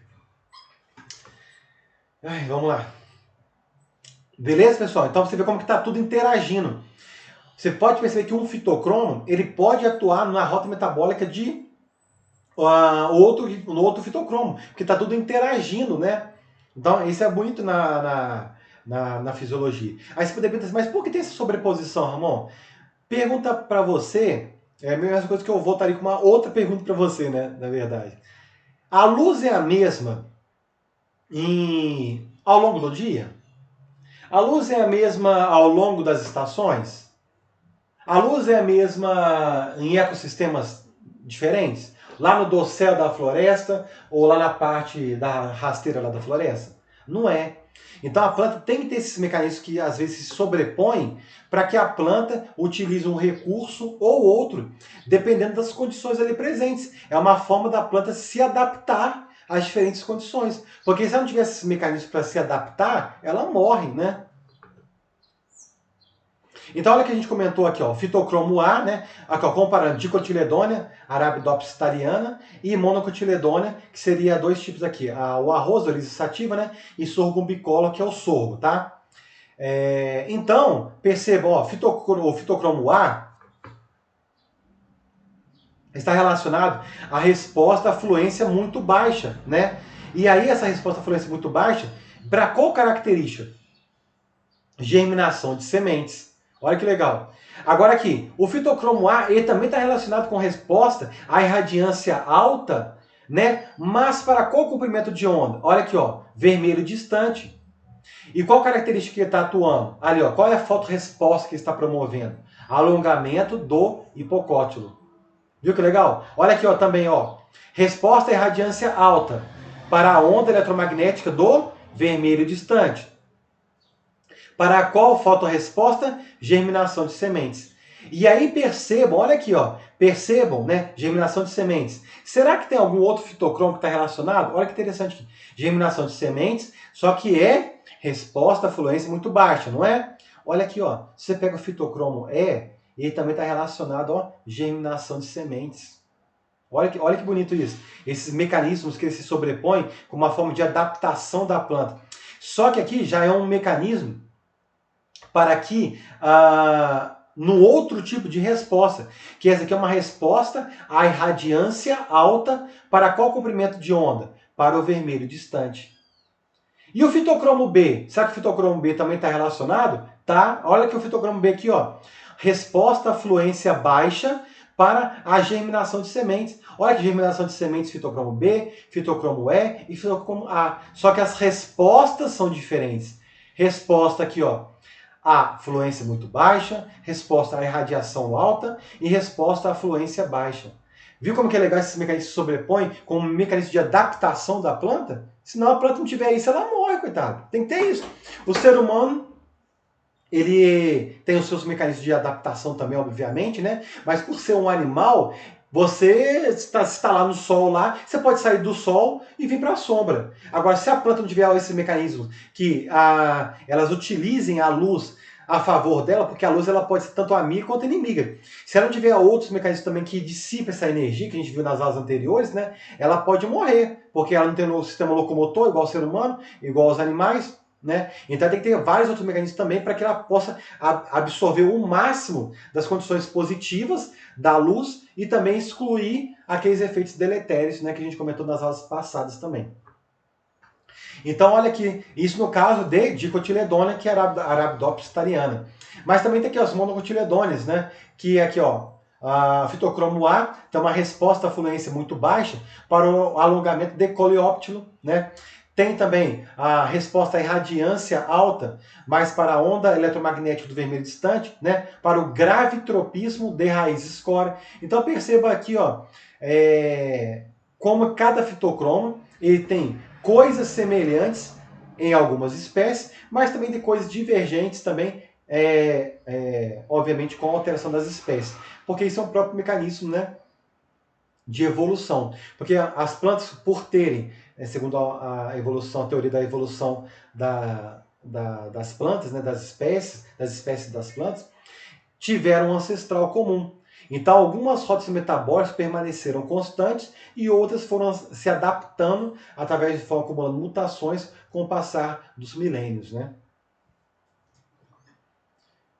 Então, perceba que aquelas respostas ali, elas são em função da qualidade, intensidade e duração da luz, né? Qualidade da luz, vocês entenderam, né? Qual o espectro que é? Azul, vermelho, vermelho distante. Intensidade, quantos micromols por metro quadrado ali? Qual que é a duração? Quantos segundos está sendo exposto ali? Né? Então, vocês viram que a resposta... Então, o que a gente pode resumir daqueles gráficos anteriores que nós mostramos lá? As respostas à fluência muito baixa, né? Elas estão relacionadas ao fitocromo A. As respostas à fluência, à baixa fluência, elas estão relacionadas ao fitocromo B ou outros que não sejam o A. E as respostas à irradiância alta, elas estão relacionadas ao fitocromo A, B e E. Ok? Então, esse aqui é um resuminho daqueles gráficos que nós mostramos anteriormente para vocês ali. E aqui é um outro exemplo demonstrando para vocês aqueles mecanismos que sobrepõem com uma forma adaptativa das plantas, né? Olha que a característica, a fotorresposta. Inibição do alongamento do hipocótilo. Então tá. Como que vai ser essa inibição aqui, ó? Vermelho extremo sobre o fitocromo A vai promover uma resposta à fluência muito baixa de inibição do alongamento do hipocótilo. E aí vai promover um processo de desestiolamento. O vermelho escuro o vermelho extremo constante sobre o fitocromo A promove uma resposta à irradiação alta, né, na fotorresposta de inibição do alongamento do hipocótilo. Portanto, ele vai ficar no tamanho adequado. E o último, o vermelho, atuando sobre o fitocromo B, né? Lembrando que vai promover uma resposta à baixa fluência e dessa forma promoverá o desestiolamento, produzindo uma planta normal. E isso foi um tipo de fotorresposta. Olha outra aqui, ó, germinação de sementes, né? Então olha aqui, ó, o vermelho extremo sobre o fitocromo A promove uma resposta à fluência muito baixa, né, na germinação. Então, ou seja, vai induzir a germinação. Já o vermelho extremo contínuo sobre o fitocromo A produz uma resposta à irradiância alta. Só que é uma resposta de inibição. Viu? Enquanto as setinhas são de promoção, a setinha com esse risco, né, seria a de inibição. Então, seta, promoção, esse risco aqui, inibição. E o vermelho sobre o fitocromo B, né, promove uma resposta a baixa fluência na germinação, promovendo, obviamente, a germinação. Então, percebam que na planta está tudo acontecendo simultaneamente. Não é que só uma característica tem sempre aquele tipo de resposta. Não, tem várias respostas diferentes para um mesmo tipo de característica, né? Então é interessante isso daí de ser observado, né? Beber uma água. Nossa, deu 1h22. Pessoal, vou dar um pause rapidinho só pegar mais água, porque minha garganta tá seca. E eu já tô voltando, rapidão, hein? Voltemos. Deixa eu ver se tá dando gravando tudo certinho. Não dá não, filho. Falar aqui nesse tempo seco, garganta sequinha, dá não. A água, não consigo viver sem água não. Eu tento beber no mínimo 40 ml por peso de massa que a gente tem, porque senão a gente não dá. Eu bebo mais ou menos 3.600 de litro por dia. Isso no dia que eu não corro. Porque no dia que eu corro 10 km, eu bebo, pode ensinar 1 kg a mais de água, ou seja, 1 litro a mais no mínimo. Porque a água é fundamental. Você não bebe água, quem não se hidrata se mata. Ainda mais a gente que é professor, tem que ficar toda hora bebendo água, senão a garganta resseca. O melhor lubrificante que tem para o seu corpo é a água. Nossa, tá não, não dá pra dar aula sem água não. Então deixa eu ver se tá gravando tudo certinho, desculpa aí. Vamos retornar então. Então vocês entenderam o tipo de resposta quanto à luminosidade, né, pessoal? Então, continuando aqui, ó. Entendido esse tipo de resposta, vamos falar um pouco sobre as rotas de sinalização do fitocromo. Porque a gente falou o seguinte, beleza, o fitocromo vermelho distante ele vai promover o processo de fotomorfogênese, né? Já o fitocromo vermelho, ele estaria relacionado ao processo contrário. Mas como o fitocromo vermelho distante, ele vai interferir nesse processo, né? Então a gente vai ver isso agora, lá no núcleo, como é que está acontecendo, né? Então essa resposta dessa sinalização do fitocromo, ela pode ser classificada de duas formas. Pode ser uma resposta rápida ou de curto prazo, né? Que ela é em função de mudanças, né, na permeabilidade das membranas celulares devido ao fluxo iônico, né? E temos também as respostas lentas ou de longo prazo, que são devido a mudanças na expressão gênica. Então vamos tentar entender o que seriam essas respostas das rotas de sinalização, né, para que aconteça todos aqueles processos que nós falamos para vocês de fotomorfogênese.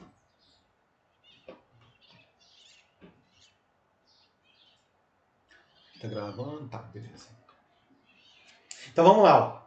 Vamos falar um pouquinho aqui, ó, do processo que ele está relacionado com aquela na alteração do fluxo da membrana, tá? Ou então no próprio na própria bioquímica ali no citosol. Então, quando ele está relacionado à alteração no gradiente entre membrana, né, o gradiente eletrônico, ou gradiente de prótons, está relacionado com algumas proteínas, tipo aquelas proteínas que a gente viu, proteínas integrais. Se lembra da aula passada, nós falamos na H mais ATPases? Então elas estão, de certa forma, relacionadas também. Alguns estudos relatam que os fitocromos eles podem estar relacionados com esse tipo de proteína que bombeia prótons H+, né, para a região externa da membrana, gerando, portanto, um gradiente, né, e esse gradiente pode ser utilizado em algumas reações. Outros tipos de trabalhos relatam o seguinte, esse aqui a gente vai mostrar agora para vocês, que o fitocromo que a gente está vendo aqui, né, ele é estimulado pela luz vermelha, então esse aqui é o fitocromo vermelho. Ao ser estimulado pela luz vermelha, perceba que ele vai se tornar, né, no fitocromo, ele pode se tornar no fitocromo vermelho escuro. E aí olha que interessante aqui, ó. Ele estimula essa luz vermelha, esses fótons que estão vindo ali, vai estimular o cromóforo. Esse cromóforo, né, com a união de ATP, vai fazer com que esse domínio quinase que os citocromos possuem, vão adicionar um grupo fosfato nesse aminoácido, nessa serina. Então o fitocromo ele é autofosforilado. Então ele mesmo fosforila. Então, depois que ele fosforilou, olha que interessante, ele pode passar esse grupo fosfato para algumas proteínas e essas proteínas, ao receberem esse grupo fosfato, se tornam funcionais. Então, esse daqui seriam algumas rotas metabólicas daquelas rápidas que estão acontecendo lá no citosol, né? Aí olha que interessante aqui, outra possibilidade, né? Aqui nós temos o fitocromo vermelho, né? Recebeu a luz, transformou-se no fitocromo vermelho distante. Esse fitocromo vermelho distante, né? Ele, sob a ação de fosfatase da PP5, que é a fosfatase PP5, né? Ele vai se tornar na forma estável, que é completamente ativa. E aí o que vai acontecer? Ele pode interagir com as proteínas nucleares. Algumas proteínas que estão lá no DNA, né, que são responsáveis pelo processo de regulação da expressão gênica. Daqui a pouco a gente falar isso, tá? Para vocês. Fica calma, calma. Daqui a pouco a gente falar sobre isso daqui. Isso é uma rota. Agora, a outra é o quê? Esse daqui ele pode se converter novamente nessa forma aqui, que é menos ativa, né? Através de uma quinase, e ele depois pode ser degradado por um proteossoma 26S. Isso é uma possibilidade. Então, esse tipo de situação aqui é uma situação que acontece a curto prazo. São reações rápidas. Agora, aquelas reações que dependem da expressão gênica, aí elas são mais demoradas. É aqui que nós vamos começar a visualizar em breve, agora. Em breve, agora. Olha aqui, vocês lembram que eu falei lá no slide anterior que o fitocromo, o vermelho distante, ele se tornava estável e ele poderia ir para o núcleo, interagir com alguns grupos de proteínas que estão relacionados com a regulação da expressão gênica? Pois bem, uma delas é essas famílias de proteínas chamadas PIFs aqui, ó. Famílias de proteínas que atuam como reguladores negativos de respostas fotomorfogênicas. Então, ai gente, agora esqueci aqui, ó, do inglês também. É Photochrome Interaction Factors. Isso mesmo. fatores de interação dos fotocromos. Isso mesmo, fatores de interação dos fotocromos, traduzindo literalmente com os fitocromos, né? Traduzindo literalmente do inglês, é isso mesmo. Photochrome Interaction Factors. Eu estou tentando lembrar aqui, mas é isso mesmo. É tanto nome em inglês que no próximo slide nem vou ficar tentando lembrar, porque é tanto nome que vocês vão ver lá. Vocês vão ver só os grupos lá de proteínas, mas daqui a pouco vocês vão ver. Que a gente vai falar só os símbolos dela para andar mais rápido, porque senão a gente não tem jeito de cair aí, de desenrolar com a aula. Eu nem cobro isso, cara. Vocês vão ver que minha prova não é decoreba, minha prova é de raciocínio. Vocês vão ter que raciocinar para fazer a prova. De decoreba, não. Mas então, voltando aqui, ó, PIFs. Vamos chamar de PIFs que fica mais rápido, mais fácil. Então, se são proteínas que atuam como reguladores negativos de resposta fotomorfogênicas, se é um regulador negativo, preste atenção. Você lembra lá no início da aula, eu zoei vocês, falei assim, ó, tem um negócio aqui que é o contrário de fotomorfogênica, você lembra? Que fotomorfogênica é gênese de novas formas a partir da luz, né? Então, você teria que ter procurado o prefixo em grego com o antagonista foto, seria escoto, escotomorfogênese. Escotomorfogênese seriam os processos antagônicos à fotomorfogênese, tá? Então, vamos raciocinar aqui, ó, a primeira situação aqui, ó, tá? Vamos imaginar o seguinte, ó, o PIF, ele tá aqui, essas famílias estão induzindo, superexpressão, nem superexpressão, mas estão induzindo a expressão da enzima RNA polimerase, né? Que é a enzima, uma das enzimas relacionadas à transcrição, né? Que vai induzir a expressão gênica desses genes ajusantes aqui, né? Relacionados, por exemplo, ao estiolamento, né? Então, estiolamento lá no escuro, né, que a gente está vendo lá, é um processo de escotomorfogênese, né? E aí o que acontece? Na condição de luz, lembre-se, o fitocromo. Estou falando fotocromo? Eu estou viajando. Cara, às vezes eu viajo. Ó, aqui sempre fitocromo, lembre-se, né? O fitocromo vermelho e depois eu vou ver esse vídeo meu aí, eu acho que eu estou falando coisas equivocadas aí. Mas lembre-se que aqui é o fitocromo vermelho e o fitocromo vermelho distante.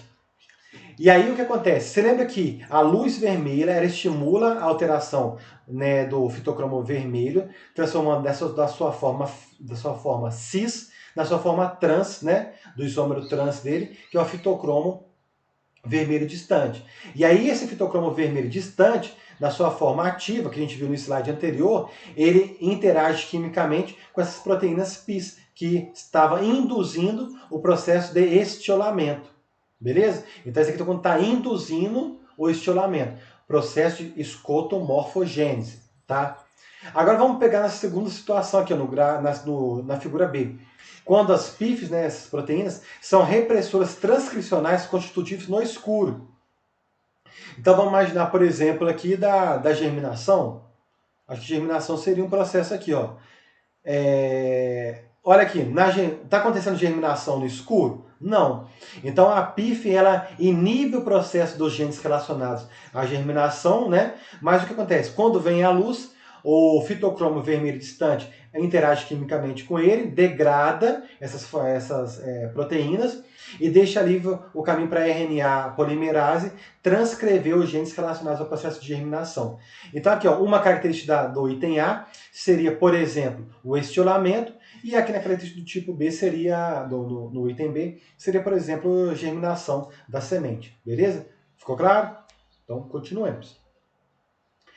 Além, olha aí o que eu falei, cada uma dessas aqui é uma enzima com nome em inglês, então nem vou ficar falando aqui, né? Porque é tanto nome e eu não vou decorar, e eu não vou cobrar decoreba para vocês, né? Porque decorar não é comigo, já disse para vocês. Desde lá da graduação nunca fui bom em decorar, sou bom em cálculo. Mas vamos lá então, pessoal. Ó, o negócio comigo é você entendeu. Você entendeu? Para mim já tá show de bola. Olha aqui, ó. Então, além das PIFs, né, olha outros tipos de enzimas que estão relacionadas com o processo de regulação da expressão gênica. Olha aqui, a COP1, né, ela se associa com a SPA1, fazendo um complexo supressor do fitocromo A. Do fitocromo A. Como assim? Complexo supressor do fitocromo A. Então você vai entender. Olha aqui, durante a noite, né, essas duas proteínas, duas enzimas, né, elas se unem para fazer um complexo enzimático, domínio grande. E aí essa enzima aqui, ela adiciona esses marcadores ubiquitina, né, nessas outras proteínas. Essa proteína HFR1, LAF1, HY5 são proteínas que estão relacionadas aonde? Para a expressão gênica de genes relacionados ao processo de fotomorfogênese, ok? Então, à noite, quando esse complexo adiciona, né, o complexo COP1, supressor do fitocromo A, adiciona esses marcadores de ubiquitina nessas proteínas, o proteossomo 26S reconhece esses marcadores e degrada essas proteínas. Isso durante a noite. Mas durante o dia, o que acontece? Né? Esse COP1 ele retorna para o citosol. Porque isso tudo está acontecendo lá no núcleo, tá? Isso aqui é no núcleo. E aí, antes do COP1 retornar para o citosol, ele vai adicionar essa ubiquitina. Você lembra? A ubiquitina adicionou aqui, desses fatores, à noite. Só que durante o dia, ele adiciona no fitocromo A. Então, o fitocromo A adicionar, ao receber essa ubiquitina, ele vai ser degradado pelo proteossomo 26S. E é uma vez degradado, né, esse fitocromo aqui, né, o que vai acontecer durante o dia? Durante o dia, essas outras proteínas que são relacionadas a outros vários processos de expressão gênica, né, de fotomorfogênese, estarão livres para desempenhar o seu papel biológico. Entendeu qual é a ideia do processo? Então, por isso que ele degrada o fitocromo A. Então, essa daqui, COP1, se associando à SPA1, né? Essa enzima aqui, ela é responsável por adicionar esses marcadores de ubiquitina, que esses marcadores de ubiquitinas são reconhecidos pelos proteossomos para degradar todas as proteínas a ele associado. Ok? Beleza? Ficou entendido então? O que acontece durante o dia, o que acontece durante a noite, e como isso regula o processo de fotomorfogênese. Então isso é o que é importante. Ah, beleza. Estamos quase acabando. Então vamos lá. Outro tópico interessante relacionado com fitocromos, né, é a evitação da sombra. Por que isso é importante, né? A luz dos ambientes naturais, ela sofre enormes variações, né? Tanto intensidade quanto qualidade, ao longo do dia, dentro de comunidades vegetais e ao longo do ano. Percebam assim, muito fácil. Você já reparou que às vezes você vai numa mata, aí as plantas elas começam a crescer em direção à luz, tem um sombreamento constante, né? Ou então tem sombras que às vezes os seus galhos se tornam curvos, né, para buscar a luz. Ou então também pode acontecer do caule crescer muito, né, para que ele tente chegar lá no dossel lá em cima para receber aquela radiação luminosa. Então, esse processo, né, do caule crescer em demasia é o processo de estiolamento. E ele acontece devido, basicamente, à quantidade de radiação vermelha e vermelha distante que está sendo proporcionada à planta, né? E a gente vai falar isso daqui a pouco para vocês aqui. Então, o processo de estiolamento, ele é meio que antagônico em relação ao desestiolamento. Por quê? Acho que no próximo slide fica mais fácil vocês entenderem. Vou colocar no próximo slide aqui, ó. Vou colocar aqui que eu acho que fica mais fácil vocês entenderem. Por que esses são processos antagônicos? O estiolamento e o desestiolamento, né? Por quê? Vamos lá. A planta, ela não tem olho. Então ela tem que reconhecer que ela está na sombra, porque se ela ficar na sombra vai dar ruim. Porque ela precisa de luz para realizar a fotossíntese. Porque se não realiza fotossíntese, não tem fotossintatos. Se não tem fotossintatos, não tem energia, ela morre. Simples assim. Mas ela não tem olho. Então, qual mecanismo fisiológico presente nela fará com que a mesma entenda que está numa situação desfavorável para realizar fotossíntese? Então, vamos lá. Uma relação, né? Ela não sabe nada de matemática. A gente que estuda matemática, mas para tentar entender bioquimicamente o que está acontecendo. Zeta é igual a R dividido por FR, né? Red dividido far red, né? Far red. Igual a taxa de fluência em 660 nanômetros dividido pela taxa de fluência em 730 nanômetros. Vamos raciocinar aqui. Imagina o dossel da floresta e a parte de baixo da floresta, tá? A parte abaixo lá do dossel, lá, a parte lá no... bem lá no rente ao sol, tá? Vamos raciocinar o seguinte. Onde você acha que tem maior luminosidade chegando? Lá em cima ou lá embaixo? Lá em cima. Óbvio. Óbvio. Quando você entra na floresta, debaixo de uma árvore, nossa, que sombrinha gostosa, refrigerante, não é? Nossa, calor matando lá e a sombra da árvore aqui me salvando, não é? Então, porque a árvore com suas folhas captaram a radiação luminosa. E você lembra que a clorofila absorve principalmente qual radiação? No verde, não é? No verde? Lógico que não, meu filho, pelo amor de Deus. Assim você me envergonha. Nós falamos lá na aula. Ela absorve principalmente radiação no azul e no vermelho. Azul e vermelho. Ela absorve menos no verde, portanto o pigmento da clorofila, ele reflete a onda eletromagnética do verde. Então por isso que a gente enxerga o verde.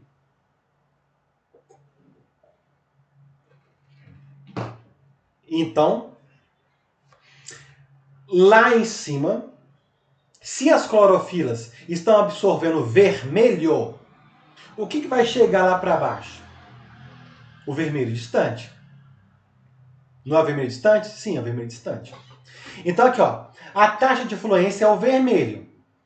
Lembre-se, vermelho, a clorofila gosta. O vermelho distante é a clorofila, não esquenta muito a cabeça com ele não.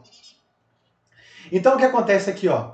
Lá na parte de cima, a fluência, a quantidade aqui, ó, a taxa de fluência em 600, no vermelho, ela vai ser muito maior do que na região lá na base da árvore. Porque lá na base da árvore, quem vai estar chegando? A maior quantidade é de onda do vermelho distante. Então, zeta, ou a relação R dividido por FR, red dividido por far red, ou far red. O que é? Vai ser maior ou menor do que 1 lá no dossel? Vai ser maior do que 1. Olha aqui, luz do dia, olha lá. Lá em cima do dossel, lá na parte de cima, vai ser maior que 1. Agora, e lá embaixo? Lá embaixo. Lá embaixo aqui, ó, sob o dossel da floresta tropical. Olha aqui, ó, um exemplo aqui, ó. 0,22 a 0,3.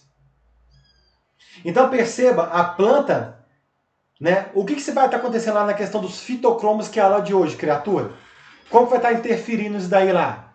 Olha aqui, ó, que ela pode ser mensurada aqui, ó, nessa outra relação aqui, ó, que é Φ.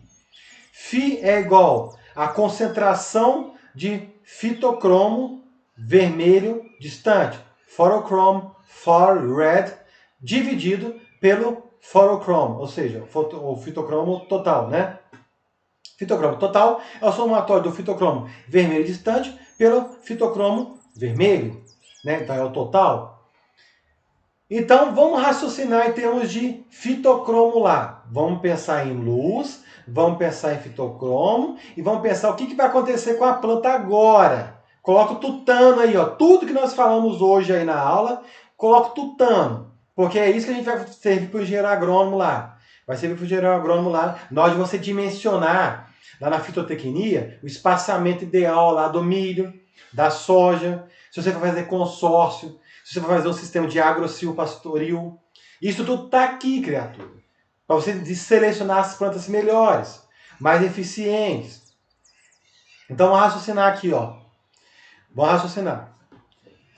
Maior quantidade de luz vermelha. Se tem maior taxa de fluência, micromol por metro quadrado. Se tem segundo é porque é irradiação, né? Irradiação. Mas vamos pegar só na taxa de fluência mesmo. Ah, taxa de fluência e irradiação, né? Taxa de fluência e irradiação, beleza. Então aqui tá melhor ainda, já tá direto aqui, ó.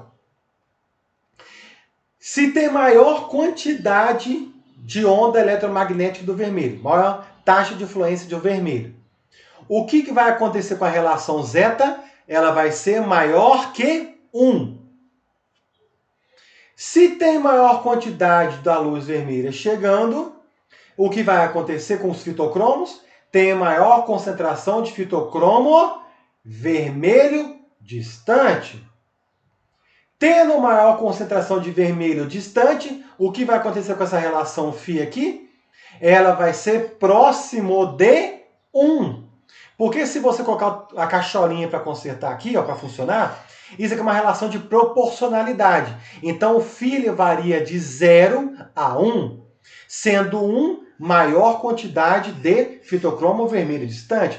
Próximo de 0, maior concentração de fitocromo vermelho. Beleza? Tá entendendo? Colocou o cachorro para funcionar? Voltando agora ao contrário. Vamos fazer o contrário.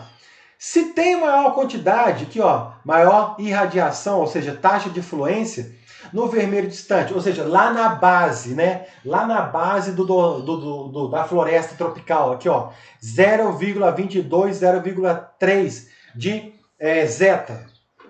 O que vai acontecer? Se tem maior radiação vermelho distante, que é lá na base, lá da floresta, tá bom? Tá bom? Captou? Captou? O que vai acontecer com a quantidade de fitocromo vermelho distante? Vai ser tudo convertido em quem? Em fitocromo vermelho. Sendo convertido em fitocromo vermelho, a relação de φ ela tende a ser próxima de 0. Beleza? E como que isso vai influenciar, então, na planta? Muito simples. Então, vamos voltar de novo, repetir de novo, porque isso daqui é o que eu peço para vocês, é raciocínio, né? Maior taxa de fluência do vermelho, valores maiores que 1 de zeta. Portanto, maior concentração de fitocromo vermelho distante. Tendo maior concentração de vermelho distante, o que vai acontecer com esse fitocromo vermelho distante? Vai lá no núcleo interagir com as PIF, né? Ou então com outras interações. Vamos pegar a PIF para simplificar. E vai promover a expressão gênica de genes relacionados à fotomorfogênese, como, por exemplo, genes de desestiolamento. Então, a planta ela para de emitir o caule em excesso e o caule ele para de crescer e começa o processo de expansão foliar. E o contrário, né? Se tem maior quantidade de radiação vermelho distante chegando, maior quantidade de radiação vermelho distante, menores valores de zeta. Menores valores de zeta quer dizer o quê? Se tem maior radiação de vermelho distante, tem uma menor concentração de fitocromos vermelhos distante. Menor concentração de fitocromo vermelho distante, menor valor de φ. Se tem menor concentração de fitocromo vermelho distante, como que esse infeliz aqui, né, brincadeira à parte, como que essa molécula adorável, né, porque infeliz sou eu, ela que é adorável, porque se não fosse ela, não teria vida no planeta Terra.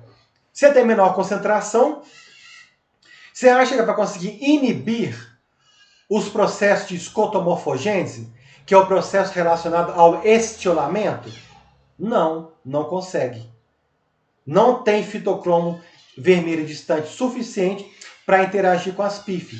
Então, a PIF, que é uma reguladora negativa da fotomorfogênese, promoverá como consequência os processos de escotomorfogênese, como, por exemplo, o estiolamento, como, por exemplo, a não síntese de clorofila, como, por exemplo, folhas pequenas. Eu espero que tenha ficado claro. Se não ficou, vocês votem quantas vezes for necessário ou pergunte lá no grupo, por favor. Senão a aula vai dar 3 horas. Aí, ó, olha aí, na forma de gráfico, o que nós acabamos de falar agora, né? Deixa eu ver se soltei aqui, não soltei não. Olha aqui aquela relação que nós falamos que é a relação Φ, né? Concentração de fitocromo vermelho distante dividido pelo fitocromo total, ou seja, o pool total de fitocromos que tem ali, né? Olha que interessante nesse gráfico. As plantas de sombra, elas não estão nem aí para a relação de fitocromo. Mas as plantas de sol, olha aqui, ó, olha como que a danadinha sofre, ó. Se tem concentração, se tem uma concentração baixa, olha aqui. Olha que primeiro, na verdade, é o Φ, né, dividido pela taxa de crescimento do caule, né, do alongamento do caule. Perceba que em menores valores de Φ, o caule ele cresce muito. Por quê? Se a planta está lá na base da floresta, ela tem que emitir o caule lá para cima para ver se ela consegue chegar lá no ápice, no dossel, para fazer a fotossíntese. Porque se ela não faz a fotossíntese, ela vai morrer de fome. Simples. Né? Agora, o contrário é verdadeiro. Se ela está aqui, ó, se ela tem grande concentração de fitocromo vermelho distante, é porque com certeza está chegando a radiação do vermelho lá. Se está chegando a radiação do vermelho, né? Olha aqui, ela vai estagnar o processo de crescimento dela, aqui, ó, como que vai caindo. Quanto mais fitocromo vermelho de concentração tem, a taxa de crescimento do caule cai, olha, ela vai caindo. Isso para a planta de sol, gente. Olha que interessante. Tipo de planta de sol lá no nosso sistema de agronomia. O milho, né? O milho, né? O milho é uma planta de sol. Por quê? Porque quanto mais sol, né, você fornecer para ela, mais ela vai responder em produtividade. Por causa que tem toda aquela questão do ponto de compensação luminosa, que é uma planta C4, tudo aquilo que a gente falou já nas aulas transatas aí. Aí vocês vejam nas aulas transatas e vão entender. Já as plantas de sombra, como por exemplo aqui, café. O cafeeiro é uma planta de sombra, né? O feijão também pode ser considerado uma planta de sombra, né? Então o metabolismo dela é meio que assim, tanto faz como tanto fez, né? A outra não quer ficar desesperada. A outra quer lutar para chegar lá em cima e pegar a luz, né? Então essa daqui, e as plantas de sombra, não, as plantas de sombra, a resposta dela vai ser meio que constante em condições de alta luminosidade ou condições de baixa luminosidade. É interessante isso, né? Então, nesse gráfico aqui, está demonstrando como que as plantas de sombra ou plantas de sol se comportam em função do Φ, ou seja, das concentrações do fitocromo ou vermelho distante ali presente, tá bom? Olha aqui, ó, que nós comentamos como que esse conhecimento ele pode ser importante no dimensionamento de uma lavoura. Olha que no início, como na década passada, século passado. No início do século passado, né, 1910, por aqui no Brasil, olha o tiozinho lá em cima, lá, montado no cavalo. Olha a altura desse milho. Olha a altura desse milho, meu Deus. Olha a altura. Olha a arquitetura desse milho. Aqui, ó, a arquitetura, a folha dele é decumbente, né? E olha a densidade de plantio desse milho atual. Tudo por quê? Porque os melhoristas, caras como eu, né? Nós trabalhamos nas plantas otimizando essa relação, né, do fitocromo vermelho distante em relação ao fitocromo total. Porque aqui as plantas desse tipo de adensamento que é muito maior. Então, apesar de elas estarem sombreadas, elas são aqui ó, a produtividade, o ganho entre produtividade é por área, né? Deixa eu ver uma água que deu uma secada.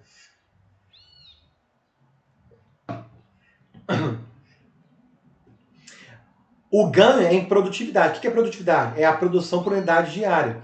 E aqui, ó, a unidade que vamos supor aqui tem, sei lá, não tem como bater no olho e descobrir, né? Eu teria que ver a densidade de plantio. Mas vamos falar coisas que eu sei, né? Coisas que tem como falar que deve ser aqui. Aqui o espaçamento deve estar mais ou menos 1,5 m, pela distância do cavalo andando ali. Aqui o espaçamento, a gente fala que deve estar, entre linhas, deve estar 45 centímetros. Então, olha aqui, ó, de 1,5 m para 45 centímetros, aqui é 3 vezes, né, mais reduzido do que ali. Porque 45 é 1,5 m. Então, olha aqui, ó, a arquitetura das folhas, isso aqui é o melhorista que faz isso. Ele seleciona as plantas cuja arquitetura são de folhas mais eretas e elas conseguem absorver o sol de uma forma mais eficiente. Então, apesar de elas estarem mais próximas, a arquitetura dela é mais propícia para que você ganhe por unidade diária. Ah, mas quer dizer que o grão aqui, a espiga aqui, não teve tanta diferença aqui? Teve diferença sim, não vou dizer que não teve.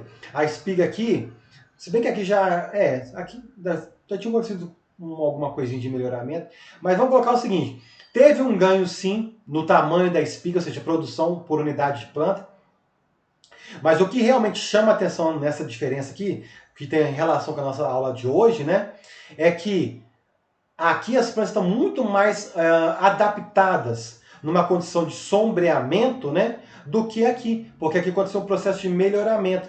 Então aqui você ganha pela quantidade de plantas que tem aqui, quando comparadas com a quantidade de plantas que tem aqui.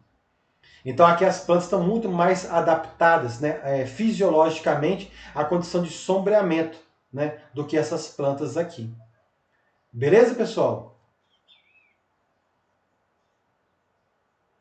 Aqui também, né, tá aquilo que nós já comentamos ao longo da apresentação toda, que não vou ficar dando muito tempo aqui não, que é comparando o mecanismo de evitação de sombra, ele é meio que semelhante ao mecanismo de estiramento, que na verdade são os mesmos genes ali, né, ou então grande parte dos genes são os mesmos, né, o que promove o crescimento do caule, né, em condições do escuro, né, escotomorfogênese, né, escotomorfogênese, o estiolamento em escuro, né? E o processo de crescimento da planta em condição normal, né? Aqui, é o milho, que planta linda, ó. E aqui, a mostarda, né? Crescendo em condições normais também. Então eu percebo que ó, uma monocotiledônia e uma eudicotiledônia aqui, né? E aí, pessoal, teria mais outros. Nossa, ali, ó, deu 2 horas de aula. Ainda bem que eu cortei bastante coisa. Vou te falar por que eu cortei. Porque tinha muito mais detalhes no livro que a gente podia falar. Podia ter falado muito mais de outros fotorreceptores, né, como os criptocromos, por exemplo. Também estão relacionados, de certa forma, com o processo de fotomorfogênese. Mas se até agora deu 2 horas de aula, imagina se tivesse falado de mais. Ou das outras fotorespostas. Então, só isso já foi bom o suficiente.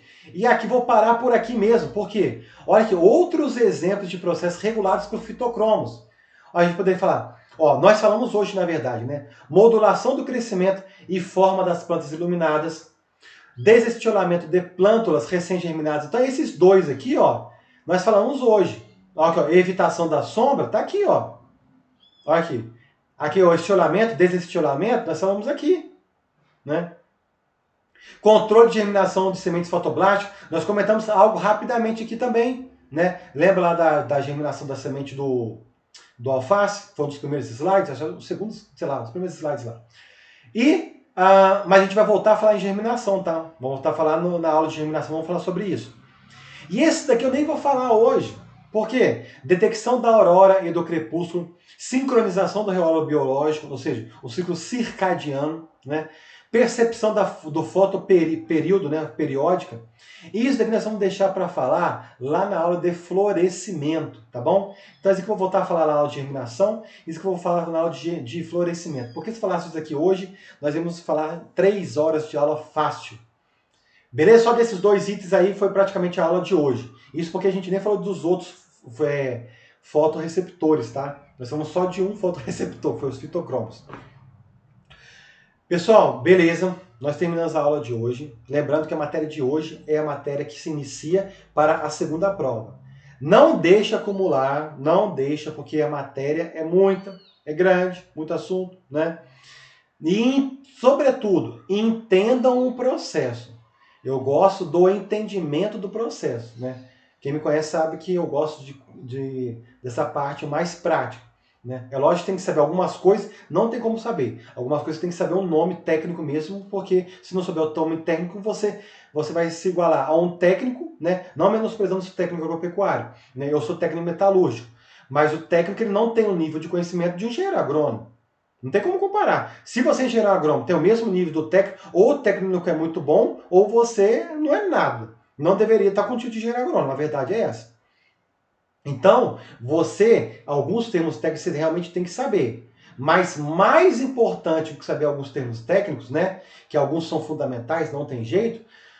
Você tem que saber como funciona, como colocar isso em prática para que você reverta isso em produtividade e consiga comercializar produtos com qualidade e quantidade suficientes. Beleza? Então, é esse o meu objetivo nessas aulas de fisiologia. Eu espero estar sendo bastante claro e atendendo esse objetivo, né? E qualquer dúvida que vocês tiverem aí, vocês ficam à vontade, pessoal, de mandar no WhatsApp lá, né? Ou por e-mail, o que vocês acharem mais fácil. O importante é não deixar acumular, beleza? Então, beleza? Fiquem com Deus, um abraço e até a próxima aula. Tchau, tchau.